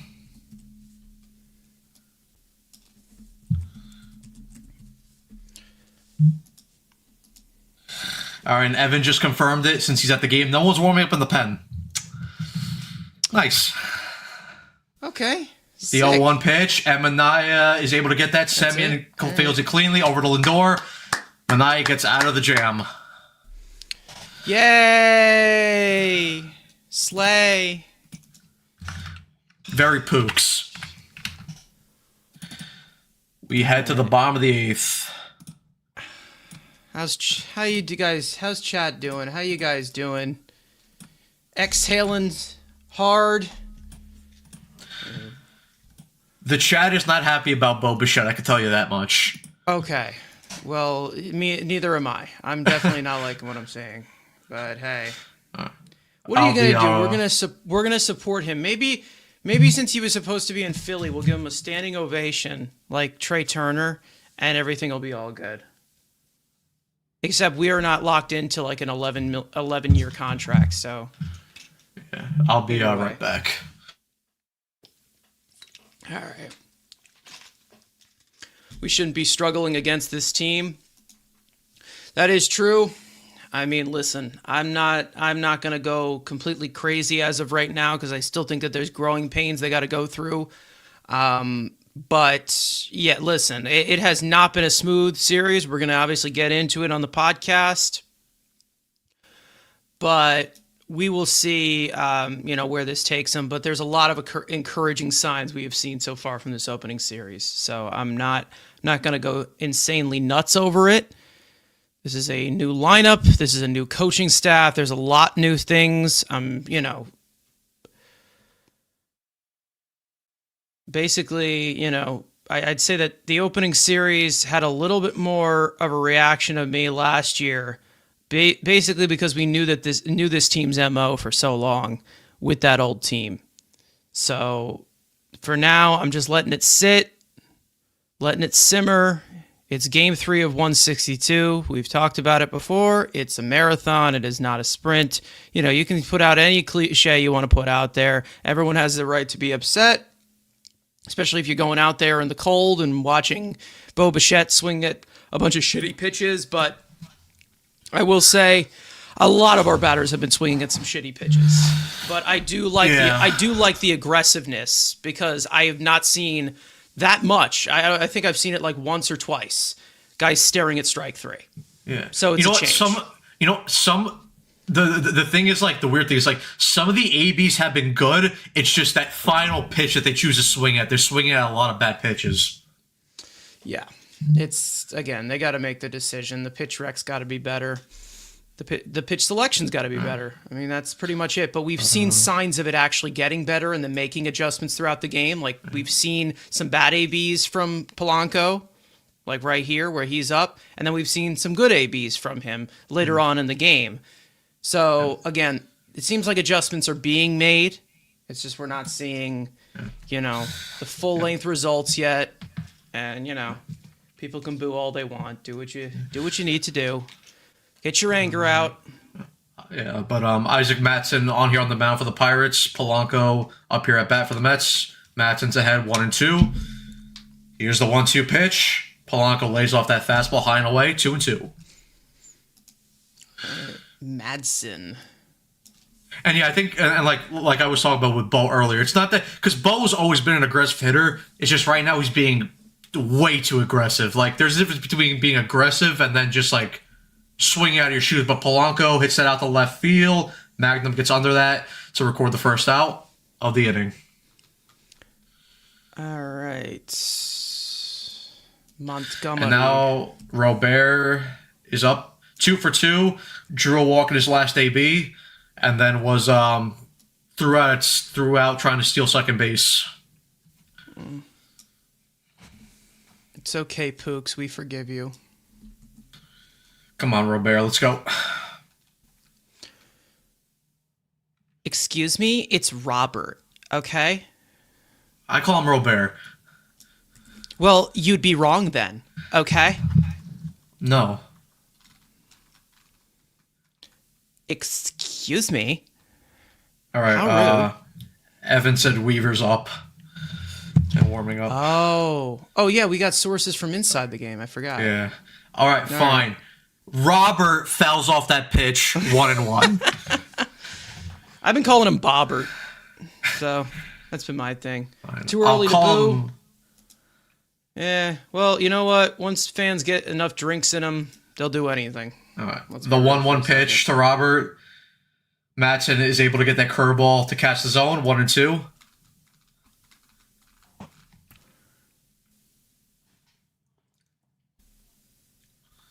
right. Come on. Come on, Luis. The 1-2 pitch. And takes that fastball on the outside corner. Strike 3 call. 2 outs. Like I just said, not many strike 3 calls, so thanks, Robert. And now Brett Beatty will come up. Yay! Your favorite. Yay! He just want to be famous, man. Do you want to go viral? Or you just want to go viral. Here's the first pitch to Beatty. Lays off that fastball, but the ump calls it high strike. 0-1. Oh. He is TikTok, man.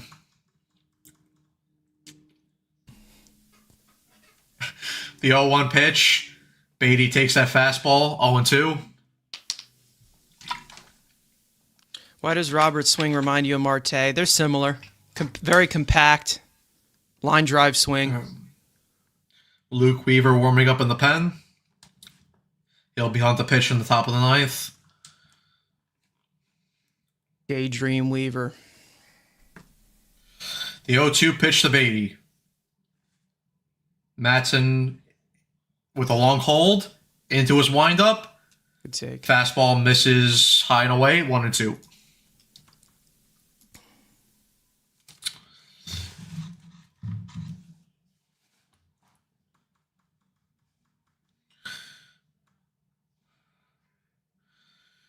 Right. The 1-2 pitch to Beatty. And he swings and misses through that fastball. Strike 3. So Matson with a 1-2-3 inning of work. We head to the top of the 9th. Luke Weaver will take the mound for the Mets. Dweaver.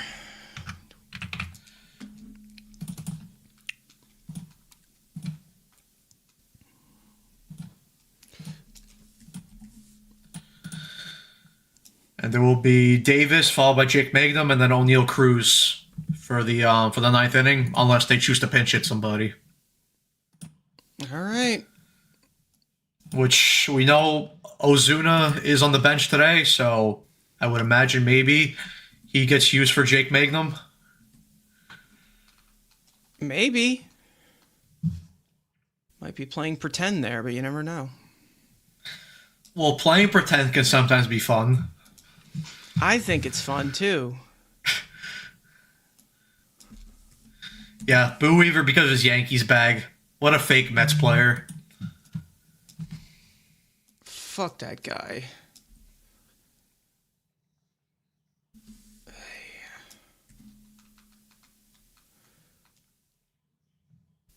Weavers. So it's 8, 9, and 1.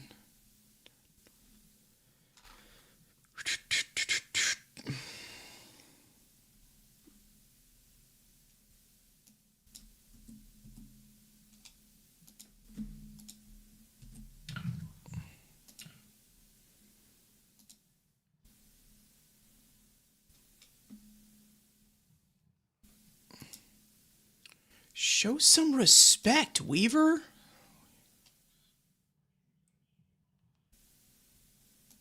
You're not a Yankee anymore.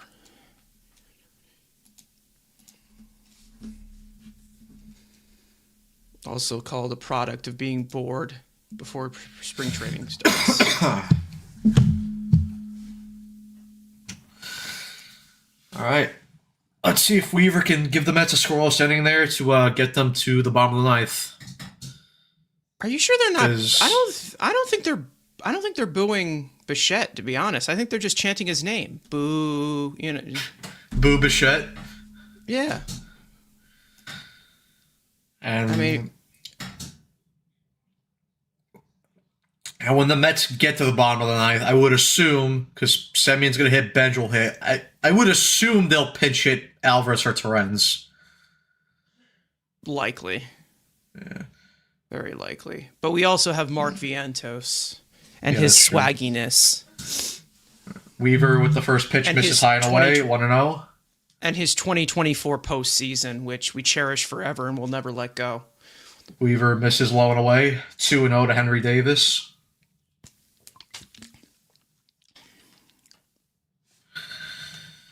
Considering the teething problems, what are your expectations for the first 20 games?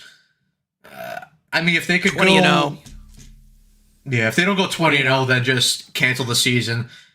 If they could go 14-8, oh no, I'm sorry, I got my math wrong. If they could go like 13-7, I'd take that. Or like 12-8, you know. I just want a series win. That's what we're aiming for every time. Yeah, just win series. Win series. Just don't be under 500 by the 20th game. I'll say that. 3-1 count. Weaver misses and walks Davis. No. Leadoff walks. Never want that. No. Jake Magnum will come up to hit unless they gonna pitch hit him. The former Met farm piece or whatever. Yes, no. Well, is he gonna hit? Yep. Magnum will come in to hit. He's probably gonna bunt, right? He's likely gonna bunt, right? Bichette. Yeah. Makes the throw over. Good play. 1 out. Anybody's heart just sink for a split second? Oh, mine did. It was like those plays when P used to ground them and he had to make the throw over to home plate. So or the JD Javis when he used to charge. Yeah. Yeah. So yeah. With the sack bunt, Henry Davis moves over to second base, and now O'Neal Cruz is up to bat. Let's be cute here. Come on. Come on, Lucas. Let's be Pixie.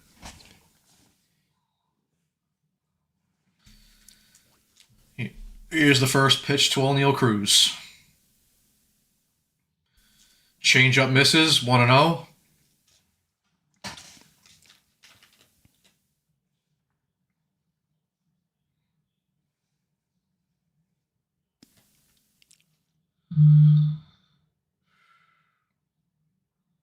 The 1-0 pitch catches the outside part of the strike zone, 1-1. Good pitch there by Weaver.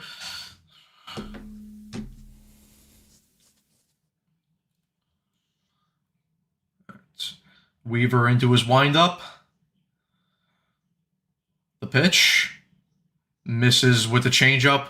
Low. 2-1.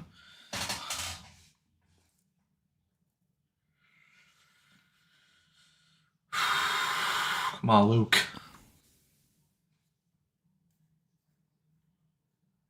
Weaver steps off, having pitch com problems. Just use the fingers.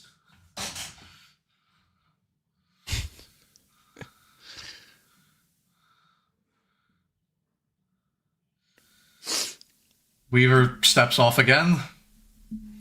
Damn it! Mendoza's pissed. That's a disengagement. Into his windup. Cruz swings and misses through that high fastball. 2-2. Well, Yeah. Put him away. Put him away, Luke. Come on.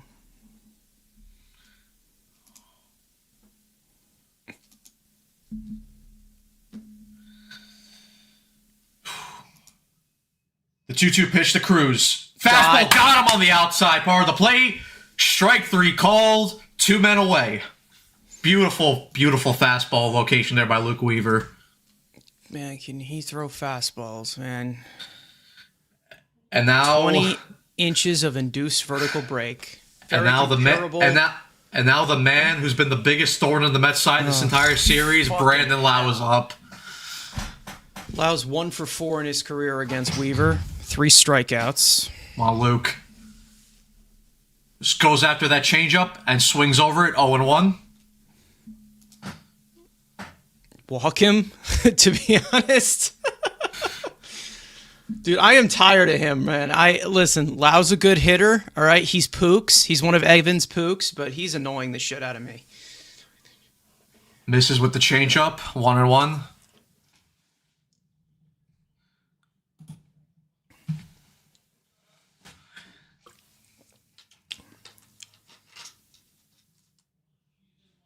Come on, Luke. High Lev Weaver. Here's the 1-1. Misses away with that fastball. 2-1. He's just missing arm side.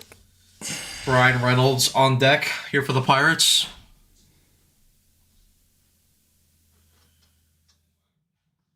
The 2-1 pitch to Lau. Misses inside with that fastball. 3-1.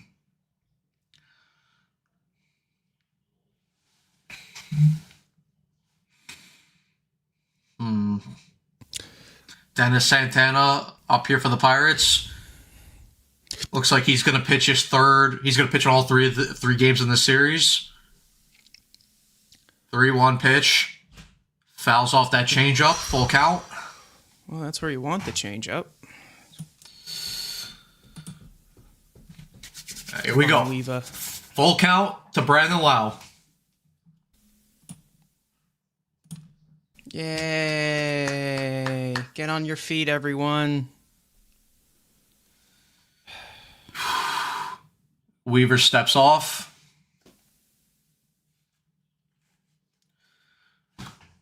Come on, get behind them. Get behind Weave Dog. The 3-2 pitch to Lau. Lau pops that up, and that ball will go out of play.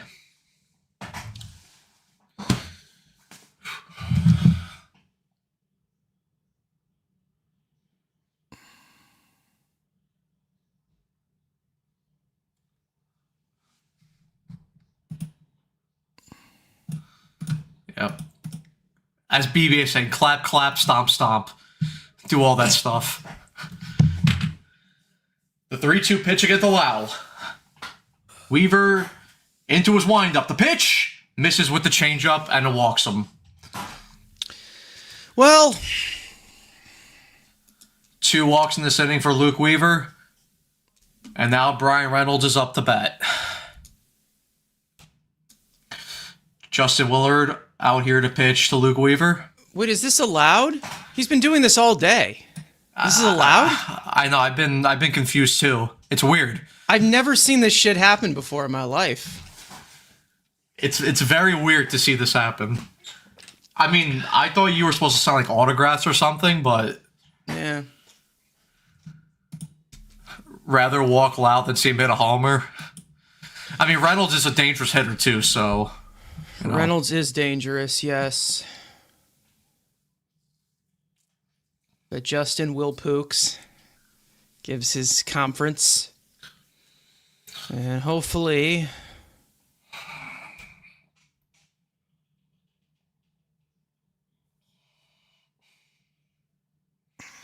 Reynolds is 4 for 10 against Luke Weaver in his career with 2 home runs and 3 RBIs. So definitely does see him well. Maybe he shouldn't have walked Lau. Okay.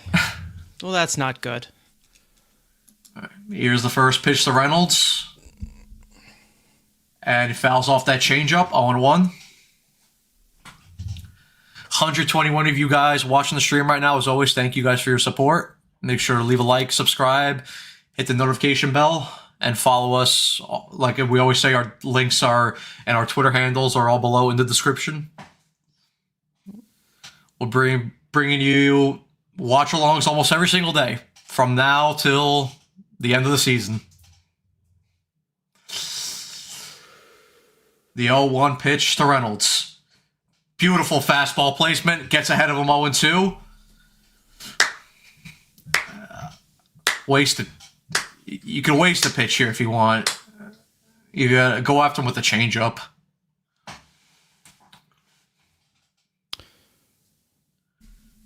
I'm going high heat.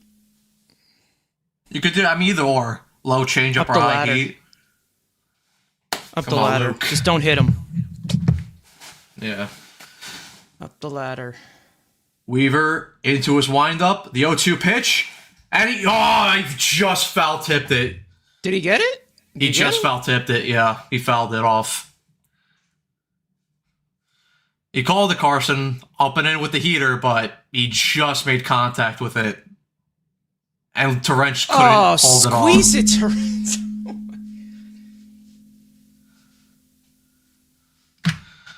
Wow. Pops is pissed. Look at him. Come on. 0-2 pitch. And Reynolds fielded. Bichette over to second base. Inning over. Weaver is able to escape the jam. Semien, Benj, and Terrence up now for the chance for the Mets to walk off this ball game. So the second straight day. Could we have some fireworks? Get those donuts. It's donut time. Yep, nice job by Bo there.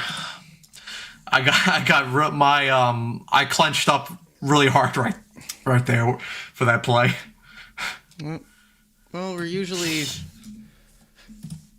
very loose when it comes to like Brazaban out there on the mound, but clench your butt cheeks. Clench your butt cheeks, everybody.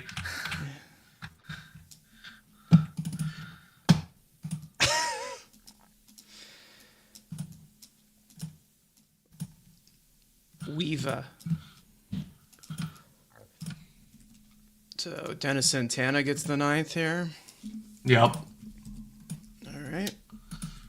Don't go to extras, please.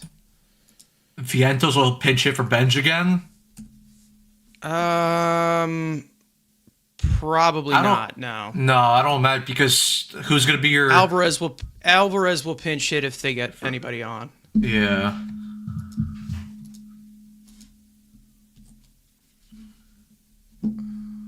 Yeah, because I mean, who's even on the bench? You've got to play the outfield. Taylor. Oh yeah, I forgot Taylor. Yeah. So technically you could, but I don't know if they will.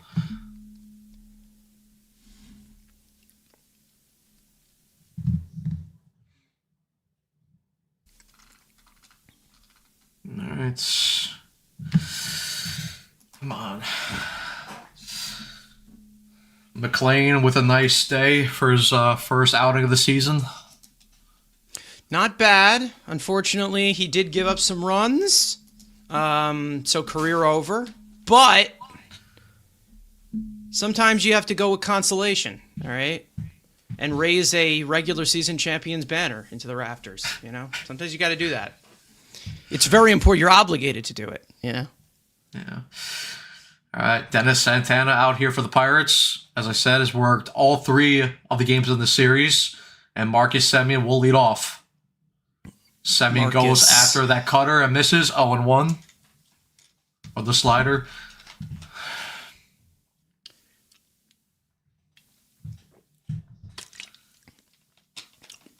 The 0-1 pitch. Semien cracks that ball out to center field, but Cruz will get under it. 1 out. God damn it.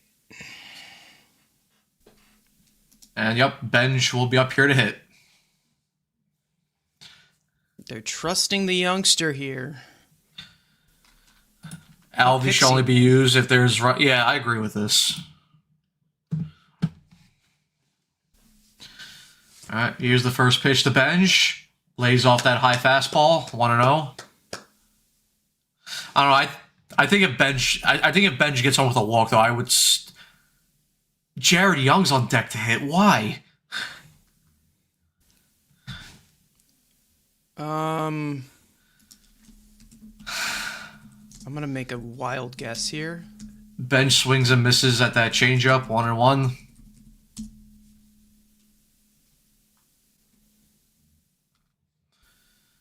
The 1-1. Fastball just catches the corner. 1-2.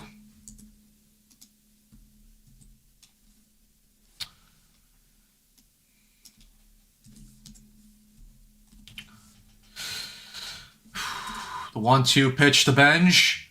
Takes that slider in on the hands. 2-2. Good take. Come on, Carson.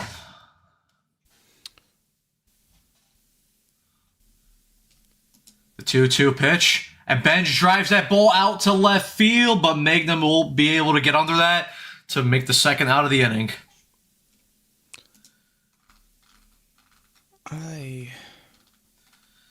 Now Jared Young will come into pinch hit for Luis Torrens. Yay! My favorite. And everyone's favorite, Richard Lovelady, warming up in the bullpen for the Mets. Oh, yay. Just woohoo!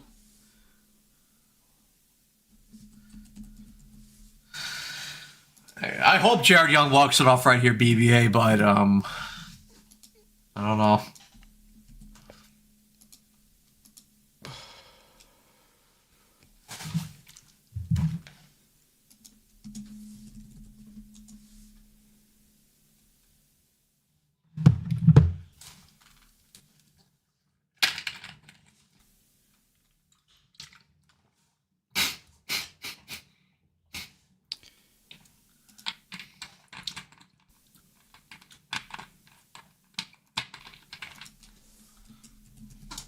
All right, Santana up against Jared Young. First pitch, Young lays off that high fastball, up and away, 1-0. Good take.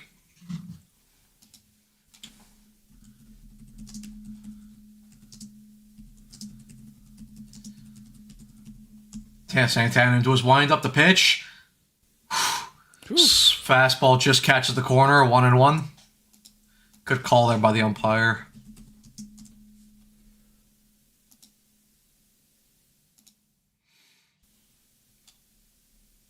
The 1-1 pitch.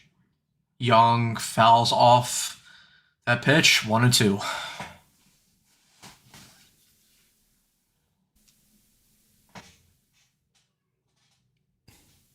Yeah, it looks like Young has never faced Santana. I was like, oh, maybe he's faced him in like the minors or something because they both have been flip-floppers. But the 1-2 pitch. Good take by Young. Takes that fastball in his hands. 2-2. Come on, Jared. Do it for Canada. Go, Canada. Do it for the silver medal. Do it for Sam Carrick. 2-2 pitch. Young fouls it off. Stays in that bat. 2-2.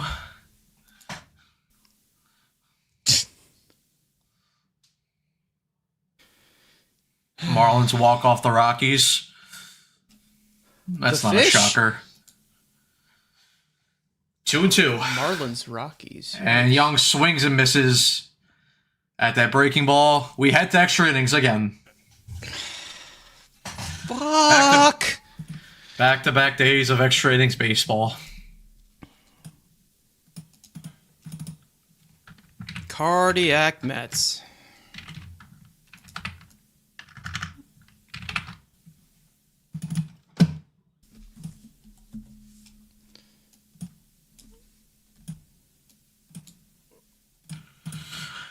And Richard Lovelady will take the mound. Is Rayleigh just dead? Did they kill him or something? But he'll face, because Reynolds made the last out, so he'll face O'Hearn, Triolo, and what's his name? Came into pinch hit for Spencer Horwitz. Did Rayleigh have like a meeting to go to or something? Yeah, he had a meeting. Oh, he had a meeting, all right. Yeah, did he?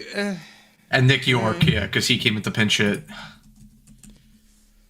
Oh, God. Love lady, love lady, love lady. Definitely going to be 3-2 men. Brandon, what's going on? Didn't need the stress today, but here we are. Dick better have had his blue chew. Torrens would have homered. Maybe. Blue Chew, Viagra.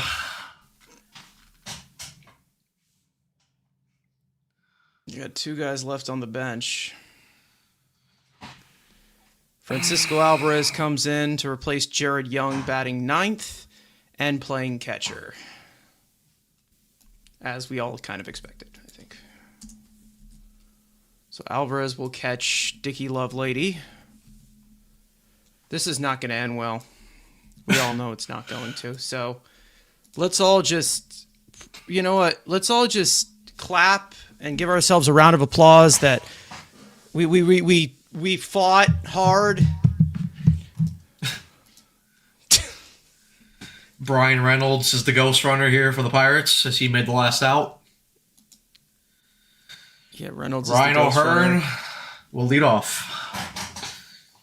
The first pitch here by Lovelady.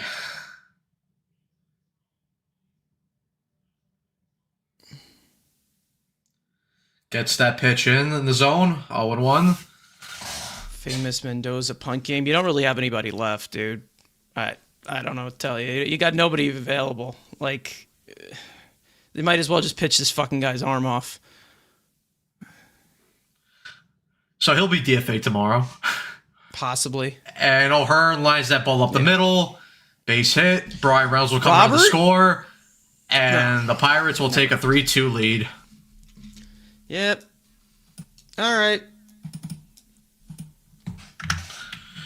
Just hold it to 3-2, and then hope the offense comes through. You've got 1, 2, and 3 due up. So.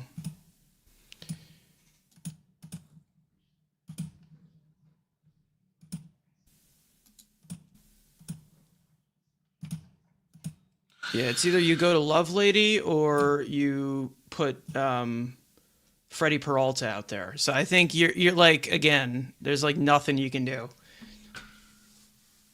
Lovelady gets ahead of Triolo, 0-1. Even though I think Rayleigh should be available, but I guess Misses, he's not. 1-1. I guess he's not. I guess he's at a meeting. A certain meeting. I think he stormed to that meeting. A meeting with fire. Yes. Lovelady misses low and away, 2-1.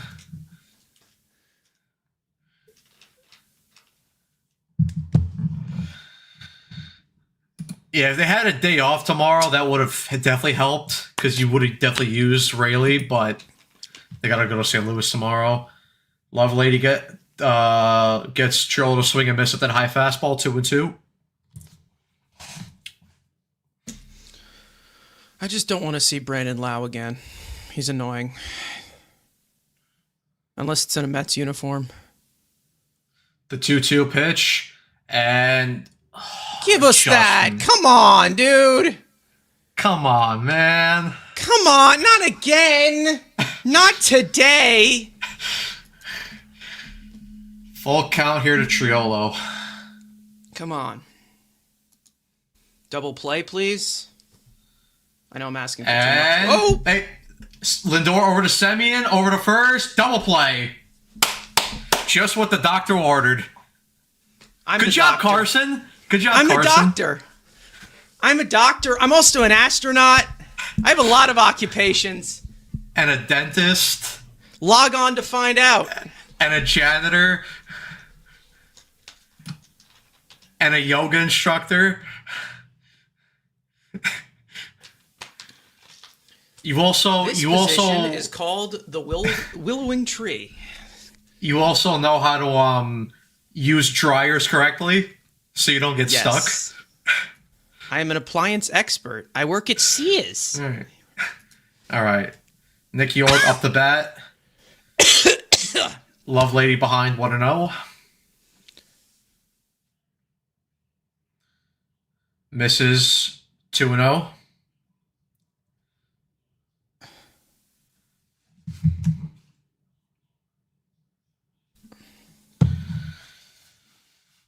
It's 2-0. Misses. Jesus Christ, dude. He's such a dick.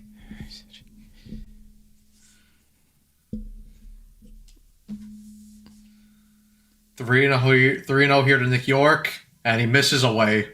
4-pitch walk. And this is why you were named Dick.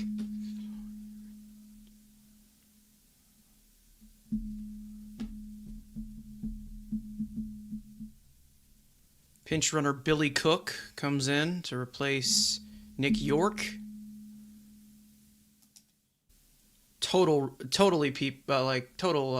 Actually real people.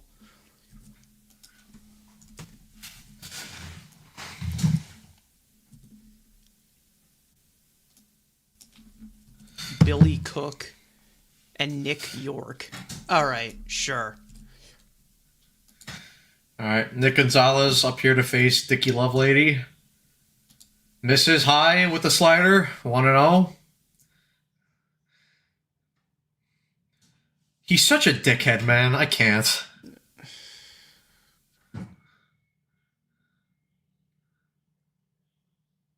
Bro, throw it in the fucking strike zone. Oh my god, dude. This guy stinks. Fuck. Go out 2-0. there, Justin. Just go out there.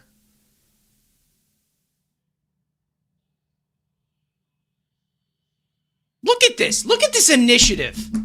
Do you see this? Hey, pitcher down south. Yeah. Pitching coach down south. You see this shit? Take some fucking notes, Teflon shithead. Sorry, I'm getting too excited about mound visits. Been just watching this for 6 fucking years. Willard, yeah!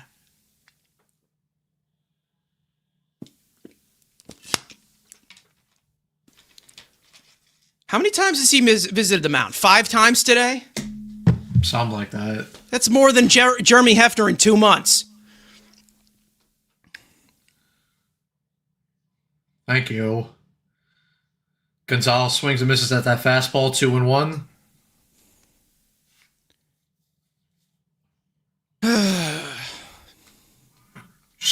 Just hold it at 3-2. That's all I ask. You almost picked him off. Well,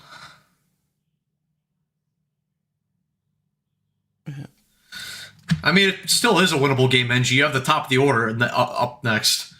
Yeah. With a runner the only at problem second. is you're gonna have the mini fridge at second base because he came in. He's bad. Oh my god, dude.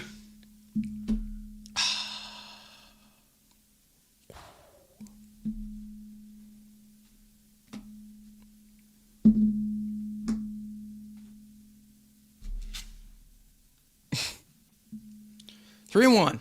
3-1. Fouls it off. 3-2. Full count. Runner will be moving. Yeah. Well, we got Jose- 2 batters ahead of. Oh, Jose Urquidy. Jose Urquidy. Okay. Please get him out. For God's sake, Richard. The 3-2 pitch, and he fucking walks him. Yeah, it's fuck this guy, bro. Seriously.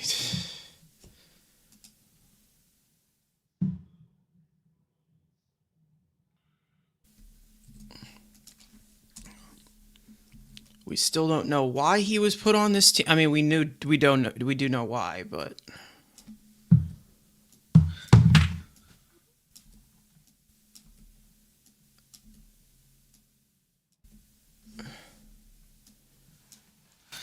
All right. Oh my fucking! Do you just want to walk in another run? Do you want to do that? yes. Yeah, I keep on swearing because this dick is pissing me off. He's awful. He's fucking awful, man. Swings and misses, 1-1.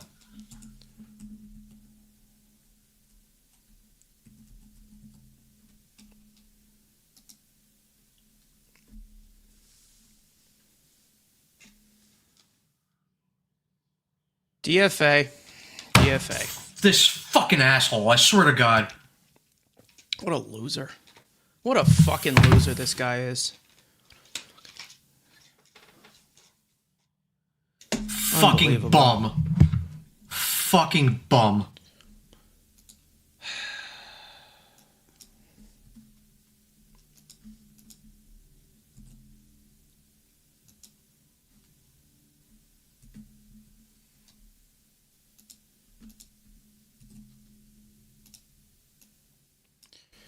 Unbelievable.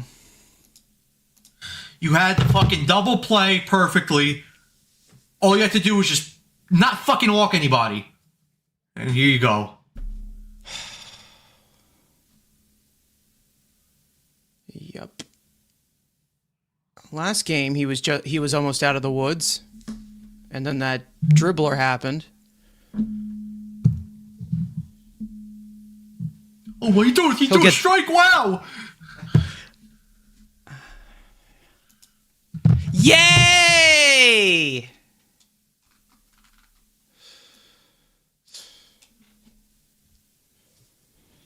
What a joke, man. Magnum tries a bunt, fouls it off, 0-2.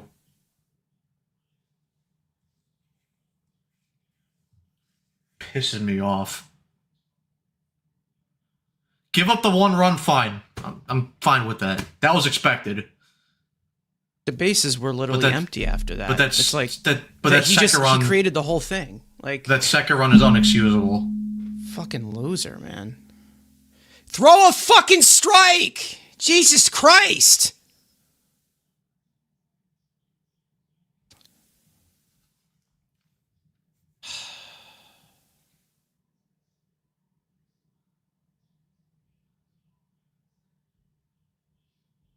Fouled it off.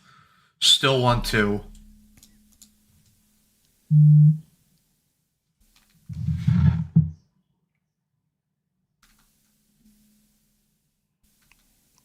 Fucking loser.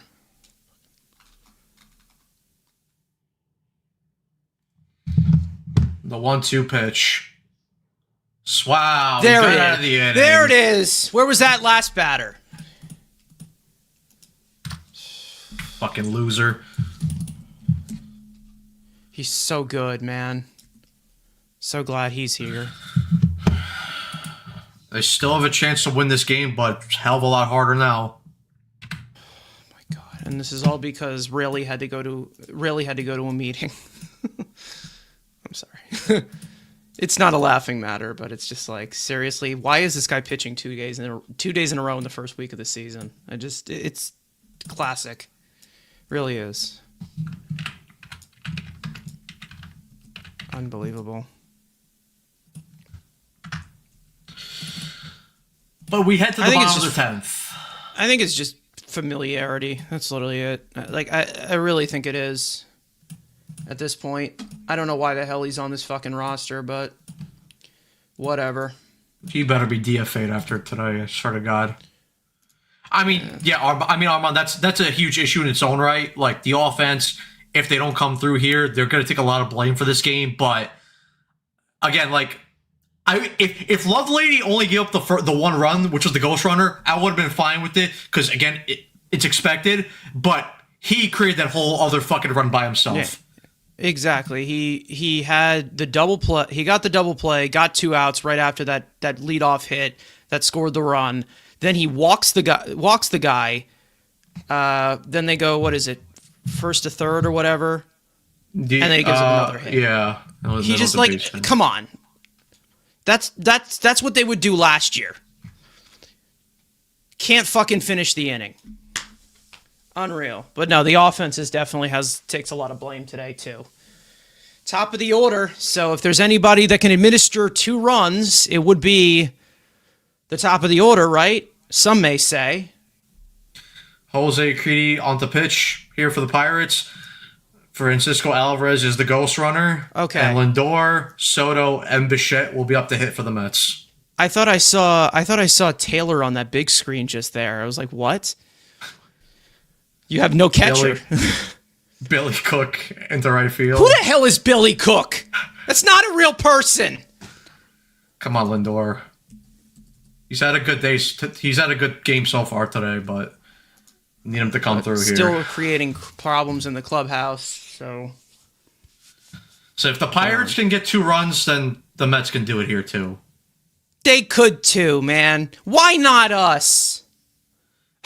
Lindor with another good take, 2-0.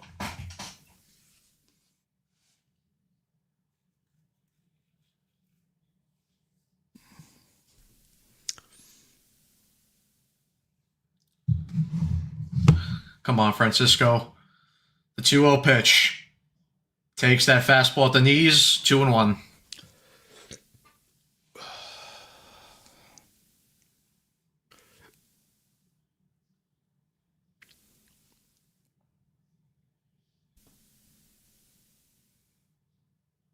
Lindor calls time.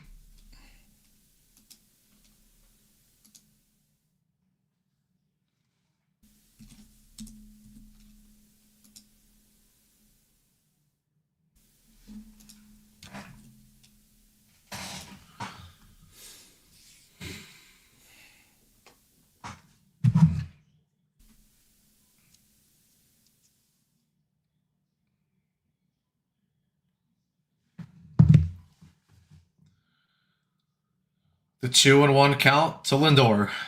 The pitch. Of course, that gets the inside. Very nice changeup. 2-2. Tied him up there. MJ, what is going on? Watching right now this series, but Jake Mangum is an underrated player in my opinion. He's carved out a good career for himself so far. Yeah. He's carved himself out a good career. The 2-2 pitch. Lindor fouls off that changeup. Still 2-2. And the Mets traded him for Jeff Brigham and Eliezer Hernandez. Dog. Woof. Many men wish death upon me. Fucking loser. 2-2 pitch to Lindor. Oh, wow. Oof. Terrible frame. 3-2 pitch. Very nice take there by Lindor. Full count. It's a big league take. Come on, Francisco. That was a strike. It was. That's the thing. It's a terrible frame. Beautiful AB there by Lindor. Draws the walk. First and second here for the Mets with Juan Soto up.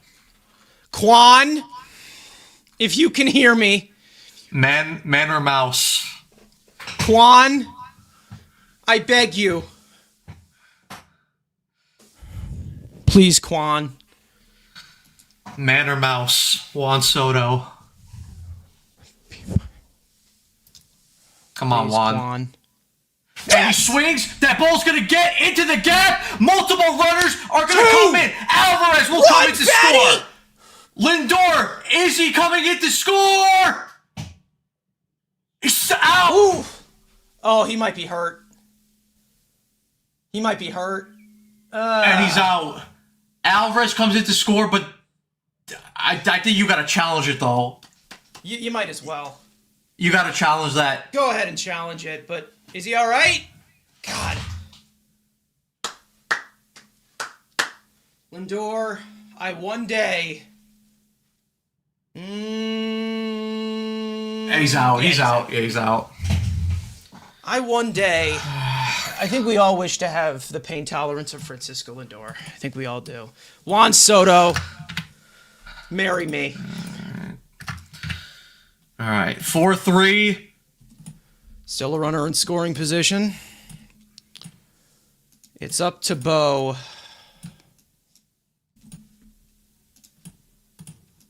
I heard my dad screaming while it was happening downstairs.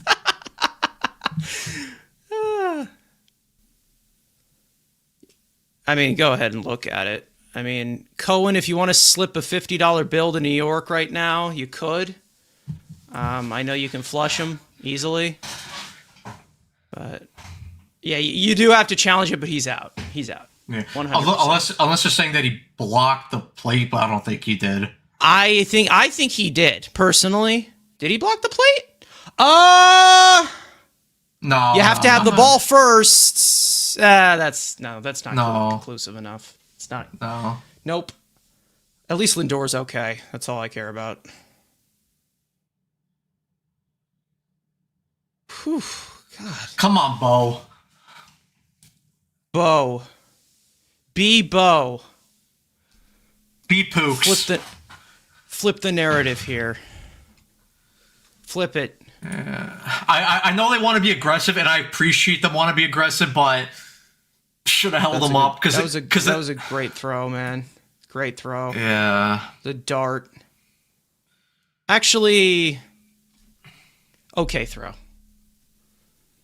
was on the money though. They should have held them up because then a sac fly ties up the game. Yep.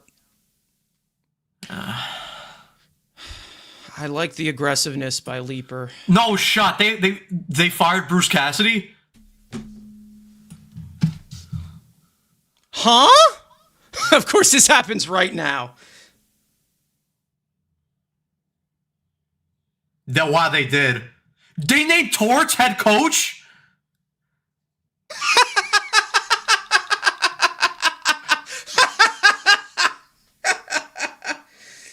Oh, God. It's a clown show in Vegas. It's time for the Raiders to take over. All right. All right, Bichette takes that Ain't no way in hell, 1-0. What the hell? How does he keep getting jobs? The 1-0 and Bichette be ground cleanly. Moves over the runner, but now it's 2 outs. And this is why Richard Lovelady should be castrated.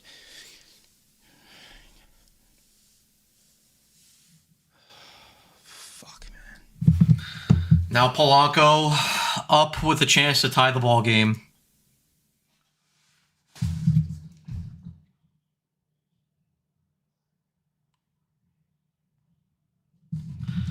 Come on, Polanco. And Polanco swings. Is that going to be deep enough? It's going to carry at the wall. Caught.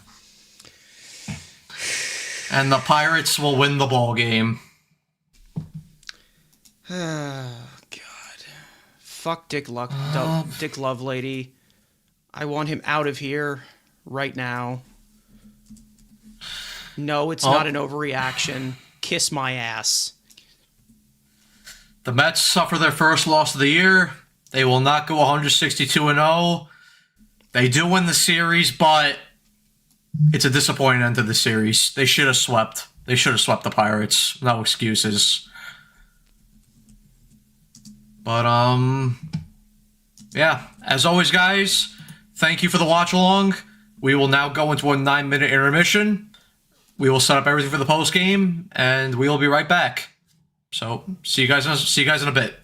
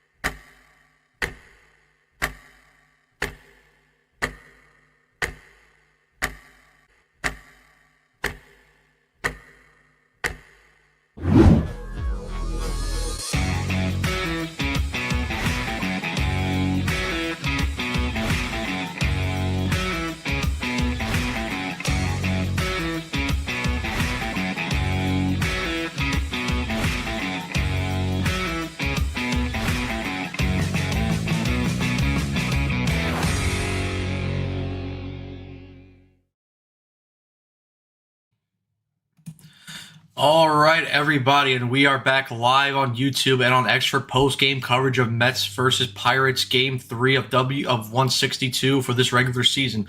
But first and foremost, make sure to subscribe to live episodes of the Mets Weekly Podcast following every single regular season series. For those of you watching on playback and want to join the conversation in the future, make sure to turn on post notifications to not miss when we go live for the next game, which is tomorrow at 7:45, where the Mets will take on the St. Louis Cardinals in St. Louis. Make sure to follow Mets Weekly on X and TikTok. Follow us individually. The links are all down below in the description as always. But guys, unfortunately, the Mets, they suffer their first loss of the regular season. They will not be going 162-0 this year.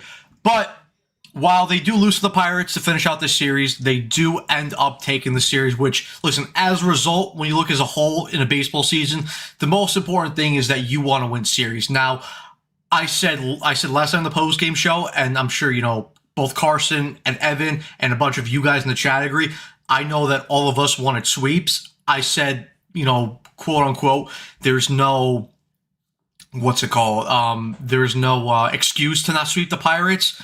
And listen, let's be honest. The Mets didn't deserve to win this game. They didn't play well at all. Pitching wise, for the most part, they were good. Apart from one guy, which we'll get to when we break down this game. But the thing that's hurting this team right now, and we were all excited about it on opening day when this offense knocked out Paul Skeens in the first inning of this game. And again, it's a small sample size, so I'm not going to go over the top crazy and say that, this guy sucks and this guy's not good anymore. And, we need to change up everything now. But, I think we can all be honest that the offense so far in 2 out of 3 games has not been good. They were able to cope with it in last night's game and hold it into a spot where it got to Luis Robert in the bottom of the 11th to where he could walk it off and win this ball game.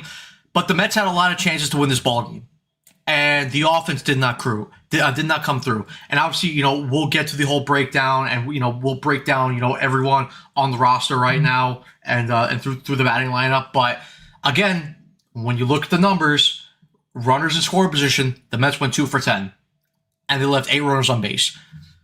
You're not going to win ball games like that. And listen, I understand that the Pirates are not the best team in Major League Baseball. But they do have a good enough offense to where if you let them hang around in a game and you give them just a little bit of life, they're going to take that opportunity and they're going, they're going to score runs and they're going to put themselves in a position where they could potentially steal a ball game away like they did from the New York Mets today. So, listen, credit to the Pirates. Other than that first game, which even then in that first game, they did put up a good fight, but the Pirates played a really good series against the Mets, in this 3-game set. I'm not going to sit here and lie. The Mets, they were losing in every single one of these games. They trailed. They trailed in the first game right off the rip. They trailed in the second game at one point, and then they spent, I want to say, a large part trailing today, but there was large parts where they were trailing, and then there was points where it was tied, and then obviously we'll talk about what happened in the 10th inning with a certain relief pitcher that should never be on this roster ever again. But look, like I said, is it the end of the world that the Mets lost to the Pirates? No. Obviously, like I said, they did their job in which they took a series win, which of course is the most important thing in Major League Baseball. You play a bunch of series throughout a 162 regular season schedule. The most important thing is you want to win as many series as possible. Obviously, you do want to sweep some series as well, but it's unfortunate. But now the Mets too head out to St. Louis tomorrow, or they'll head out tonight. But to start a 3-game set tomorrow in St. Louis. Like I said earlier, first pitch will be 7:45 p.m. But let's get into the actual breakdown now of this game. We have the post-game recap now. So obviously, the Mets lose to the Pirates 4-3. The Pirates improve their record to 1-2. The Mets fall to 2-1 on the season. The win goes to Dennis Santana. His record improves to 1-0. Dickie Lovelady will take the loss. More on Dickie Lovelady in a second. His record falls to 1-1, and then Jose Urquidy takes the save as he gets his first save of the year. Going through now both the offensive batting orders. O'Neal Cruz ends up going 1-for-4. Brandon Lau, he goes 2-for-3. He had another good game today against the Mets. Brian Reynolds, he goes 3-for-5. Brian O'Hearn goes 3-for-5. Brandon Triolo goes 0-for-3. Spencer Horowitz goes 0-for-3. Nick York came in to pinch hit and play right field later on in the game. He ended up walking. Cook came in as a defensive replacement. Nick Gonzalez, he went 0-for-4. Davis, he went 1-for-4. And then Jake Magnum, the former Met, he went 0-for-4. Over to the Mets side, the first two guys in the order had a pretty good day. Francisco Lindor, he went 2-for-4. Juan Soto, he went 2-for-3, even though he had one bad swing decision, which ultimately could have cost the Mets this game. Bo Bichette, though, and we'll talk about him more, but he goes 0-for-5. Jorge Polanco, he had a rough day to play. Almost ended up walking off the game in the bottom of the 10th inning. Just missed a home run by a couple of inches. Luis Robert, another strong game by him. He went 2-for-3 today. Brett Beatty, strong game from him today. He went 2-for-4. Marcus Semien, rough day to plate, 0-for-3. Carson Bench, same thing, rough day to plate, 0-for-4. Luis Torrens, he had a decent day at the plate, 1-for-3. Jared Young came in to pitch hit. He went 0-for-1. And Francisco Alvarez will come in later in the game to play defense and as the pinch runner, but he did not register an at bat in this game. Over now to the pitching lines. Młodzinski for the Pirates, he went 4 1/3 innings, 6 hits, 2 earned runs, 0 walks, 8 strikeouts on 85 pitches. He had a very nice day today against the Mets. They had a hard time seeing him and hitting him. Johan Ramirez then came in. He pitched an inning and 2/3. Only 1 walk, 2 strikeouts on 22 pitches. Mason Montgomery came in. He had a very good inning. He pitched 1 inning, gave up the 2 hits, but then came back to strike 3 guys out to get through that inning. Ian Matson came on. He pitched an inning of scoreless relief with 2 strikeouts.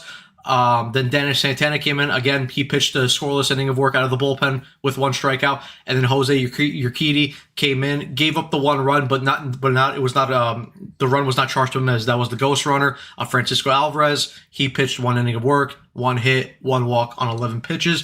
Over to the Mets side, Nolan McLean, he had a very nice day. Today. Pitched 5 1/3. He pitched just 5 innings completely with 4 hits, 2 earned runs, 2 walks, 8 strikeouts, 84 pitches. And look, overall for Nolan McLean, it was a solid first outing. Obviously, was he the Nolan McLean that we saw last year where he was completely sharp and he was dotting everything in the zone? No, he had some struggles with his command early on in the game, specifically with both his fastball and his sweeper.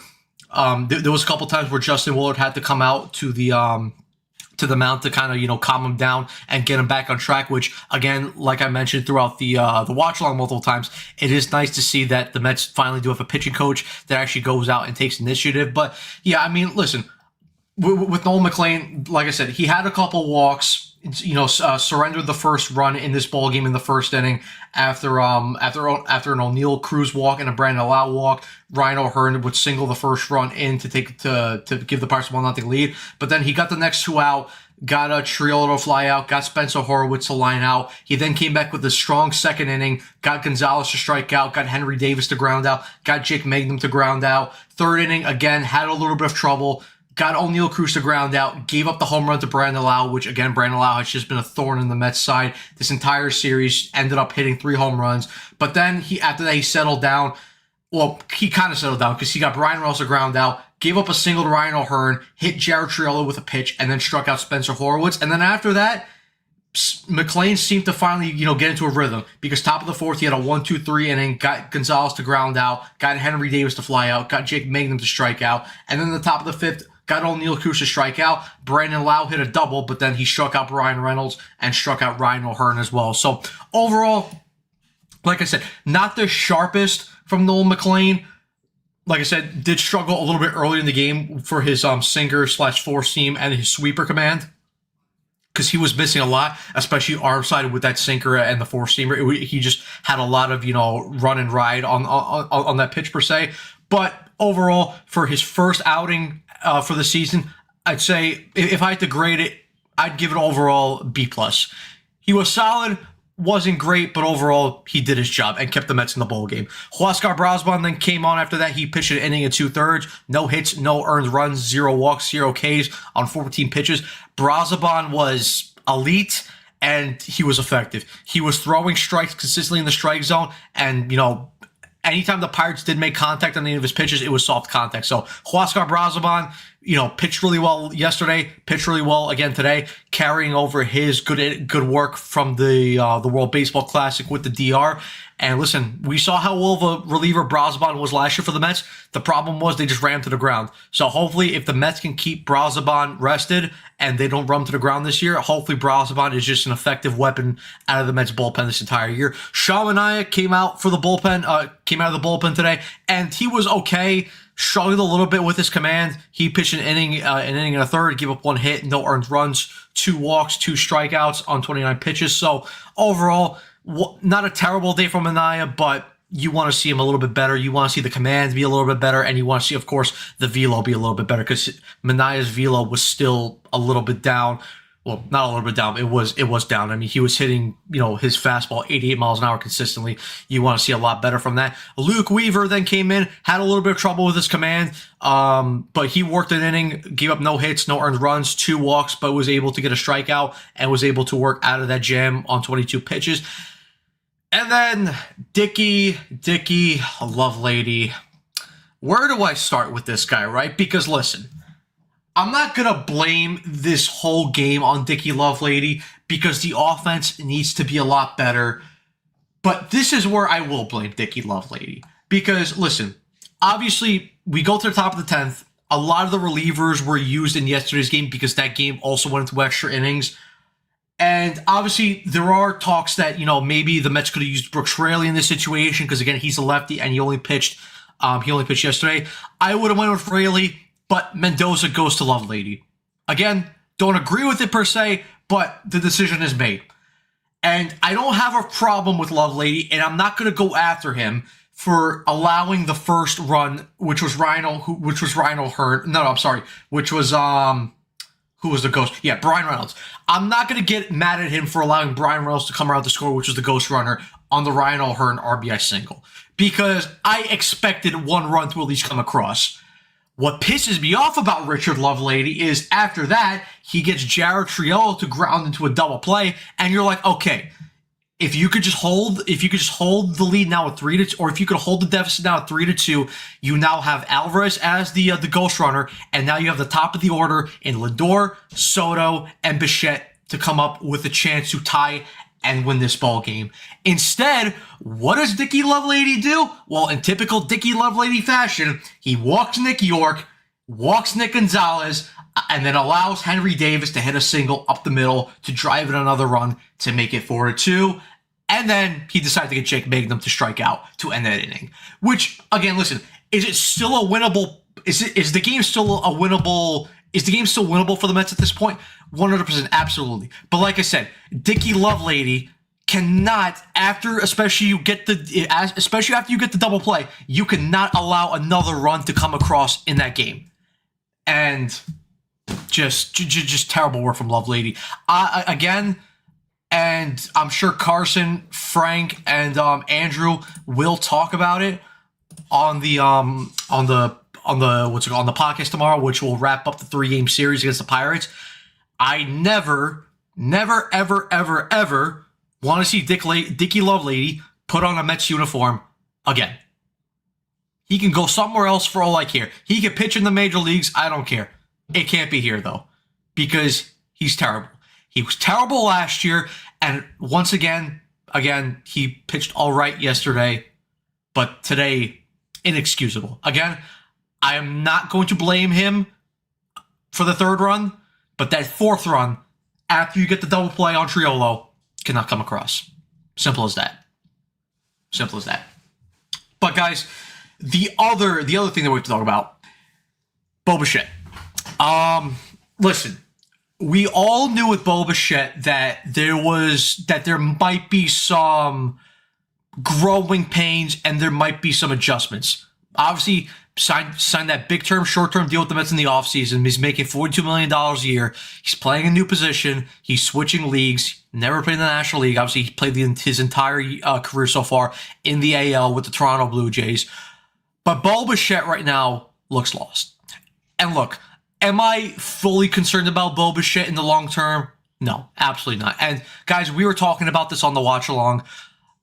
Unless Bo Bichette, his struggles are going to continue into late May, early June, then I will continue to be then I will be worried about Bo Bichette. But we do have a special guest joining us, Evan. He is joining us from the car. I'm just going to mute him in a second because it's a little loud, but I will allow him to talk after. But yeah, it's just with Bo, again, I'm not concerned about him in the long run. It's just right now he looks lost at the plate.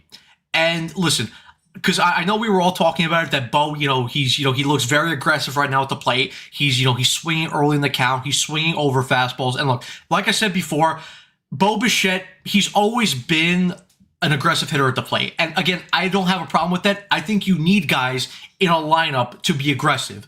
The problem is with Bichette right now is just he's not seeing any pitches right now, and he's over swinging and he's over committing to way too many pitches, and he's being way too aggressive, and he just doesn't look overall comfortable in the batter's box right now. And again, maybe does adjusting to the third base to playing third base, does that maybe have a correlation to that? It might. There might also be a correlation that this is the first time that he's seeing a lot of these pitchers, because again, he spent his whole career in the American League with the Toronto Blue Jays. And again, like I said, I think Bichette will be fine in the long run, both defensively and offensively. However, right now, I think the Mets, and again, this is not an overreaction, but I think right now going to St. Louis, I think the Mets should just make a slight tweak to the batting order. And I'll say it, and I know Evan's going to agree with me in a little bit, because with how well Luis Robert has been hitting so far, my one little switch, and again, Evan will comment on it about in a second, but I would switch and move up Robert up to third, batting third, and then move Bichette down and have him hit fifth. That's my adjustment for now. Just give him a little bit less pressure to worry about. Let him just find himself and let him get into a groove. Like I said, I think Bichette will be fine. It's clear that he's not comfortable right now, and he's overswinging. And again, it's just all about making adjustments. But Evan, you were at the game. You had to see that loss. Thoughts on the game? Frustrating, especially because it's similar to what we saw in yesterday's game, where they had their opportunities, especially with the top of the order.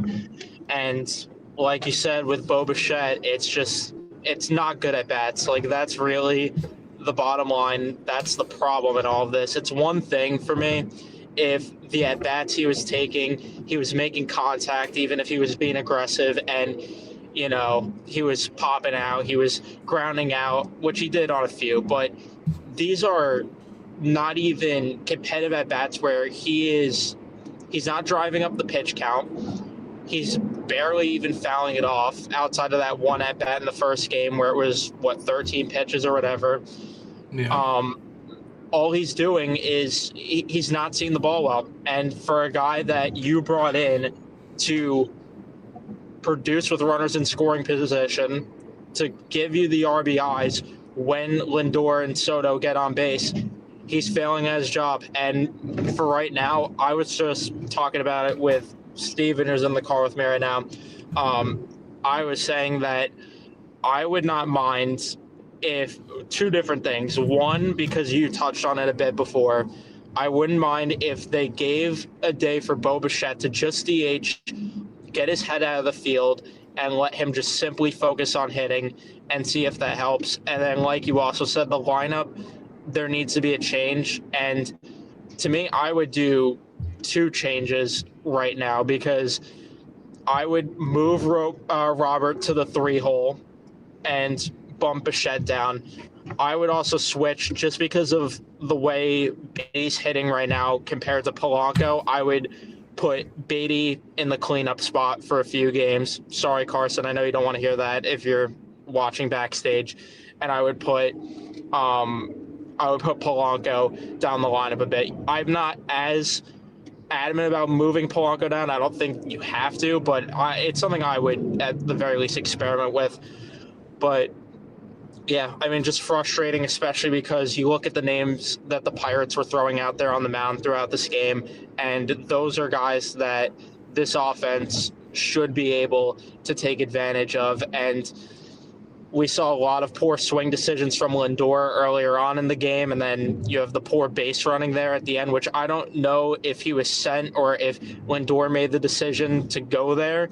But whoever's decision that was, very head-scratching, because you had an opportunity there, second and third with nobody out. Do you not trust Bo Bichette that you are that desperate to try and cross the plate there?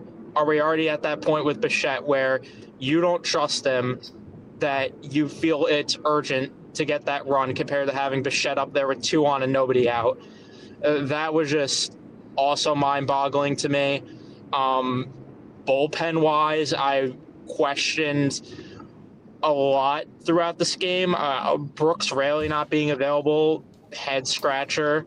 But if Brooks Raley's not available, and you know that, why are you either not pushing Manaea to go another inning, or why are you not having Lovelady start that 9th inning without the extra runner on base, and then you bring in Luke Weaver to start extra innings? I don't know. There were just a lot of head-scratching moments for me in this game. Ultimately, they were going to lose a game at some point.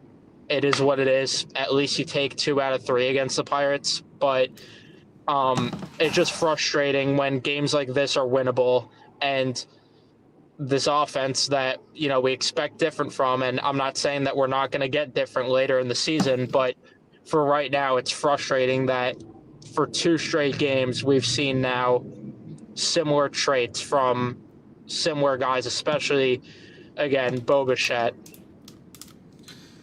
Yeah, I don't have a problem per se with starting Weaver in the 9th and then waiting to use Lovelady in the 10th, because I think, just looking at it from a Mets perspective, like, you want to be aggressive and you want to make sure that game gets to the bottom of the 9th tied. And, you have to at least from Mendoza's point of view, at least have some sort of trust in your offense to come through and win that ball game. That's true. Obviously they didn't in that situation, so it is what it is. But, and again, like, the Lovelady thing, again, I would have loved to see Raley in there. I guess they want to be careful with him, which I understand more why last year, but I'd figure that this year he'd be more off the leash and you could push him a little bit more.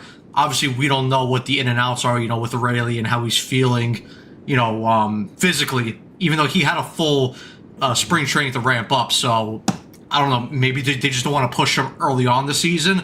But it's like I said, and I don't know if you caught this portion, but my problem was, I didn't have a problem with Lovelady giving up the 3rd run, because I expected that the ghost runner most of the time is going to come across.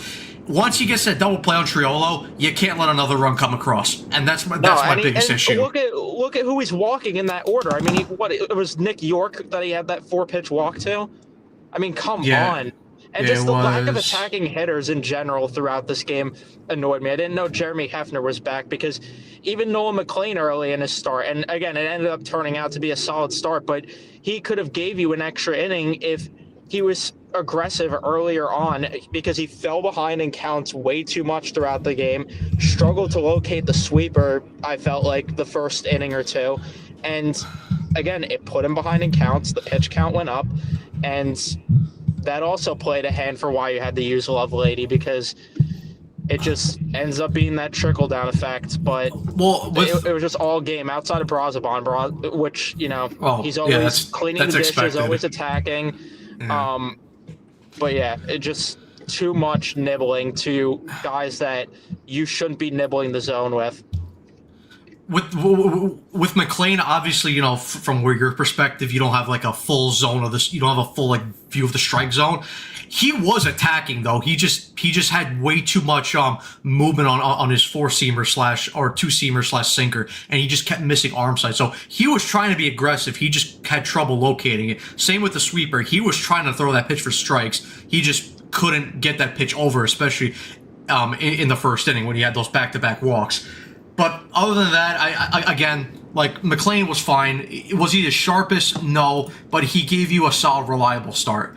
Would you have liked to see him go another inning? 100%. But for his first outing, I'm not going to sit here and go after him. He was solid. Yeah, I mean, he was, again, I don't have a problem with the start overall, but I just felt early on I thought he was falling behind in counts way too much, and that was a problem. But I also No, get yeah. it. I also am not mad for where they pulled him, though. To me, that made perfect sense to not push him to like the 90 pitch count this early in the season.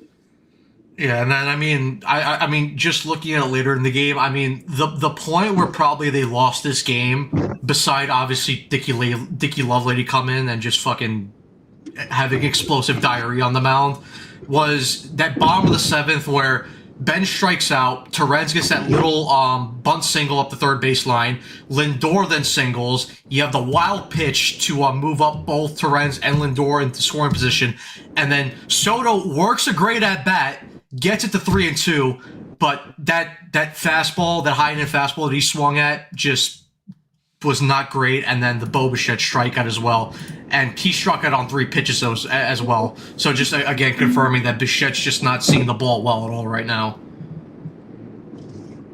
No, and yeah, it just failed at bats from your top 3 right now, and again, I get they're not going to come through all the time, but there are just these crucial spots, and it will turn around at some point. I want to make that very clear before, people in the chat start looking to rip my head off.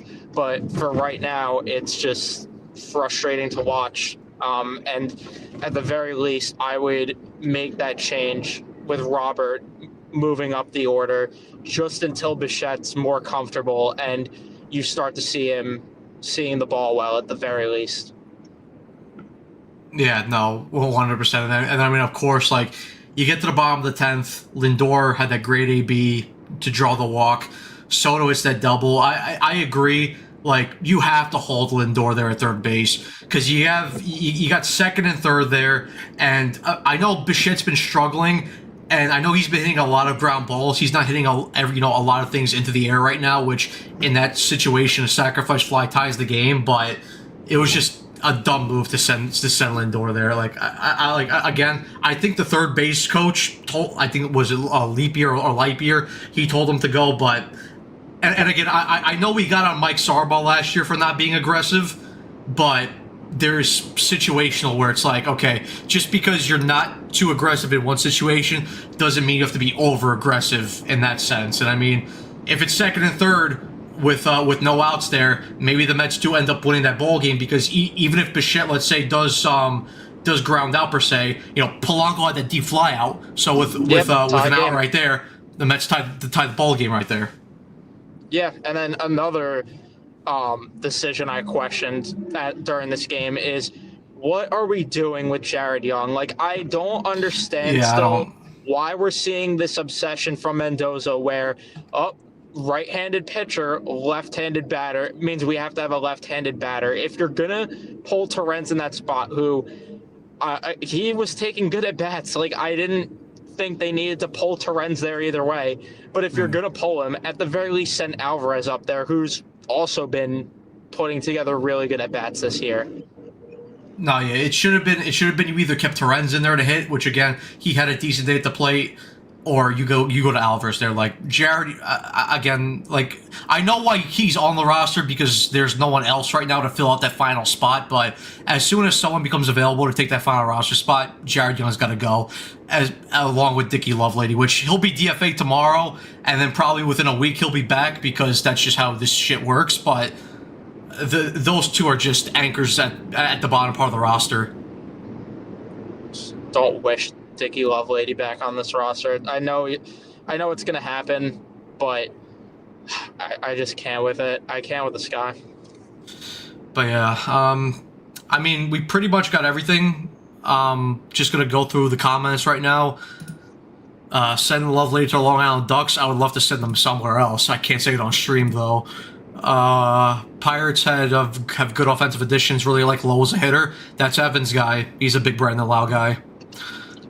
Bowen Polanco 0 for 10, 4 Ks today. Not great by them.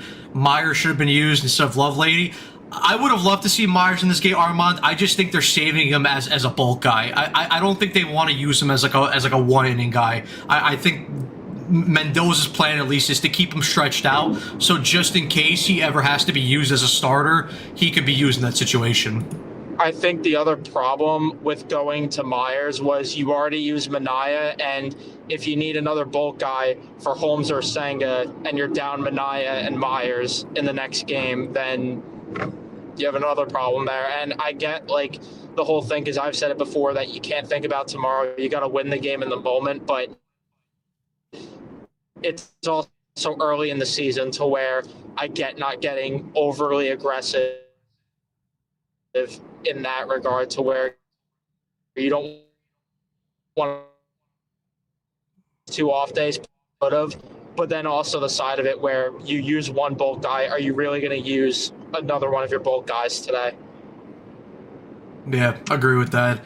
Ram offense lost the game. I mean, 100%. The numbers speak for themselves. 2 for 10 with runners in scoring position, 8 men left on base. Again, against this Pirates team, which they have a decent offense, if you let them linger around the game, they're going to come back to strike, and they can take the lead, and they did that in the 10th inning. Hornet should Lindor have been held at third. Yeah, he should have. Lovelady will probably be a DFA. He should. But, I mean, yeah, I think that is covered everything. Unless, Evan, you have any final thoughts? I know your kind of connections kind of in and out. Yeah, I think we lost them. All right. But anyway, guys, that's going to be it for today's post-game and watch-along stream. As always, make sure you guys leave a like and subscribe to the channel. Make sure to subscribe to live episodes of the Mets Weekly podcast following every single regular season series. For those of you watching on playback and want to join the conversation in the future, make sure to turn on post notifications to not miss when we go live for the next game, which is tomorrow at 7:45 where the Mets take on the St. Louis Cardinals. Clay Holmes will be on the mound for the Mets. Make sure to follow Mets Weekly on X, TikTok. Follow us individually. The links are all below in the description. Also, final reminder, tomorrow, what's it called? Tomorrow, Carson, Andrew, and Frank will be doing a podcast to wrap up everything. So, or you have to wrap up this whole series. So, yeah, catch them. I don't know what time they're going to go live. I think Carson said maybe 5 o'clock. But, yeah, around there, 5 o'clock. And then we'll be back on here at 7:45 or 7:35 for first pitch where the Mets take on the St. Louis Cardinals. But anyway, guys, let's go Mets. And we'll see you next time.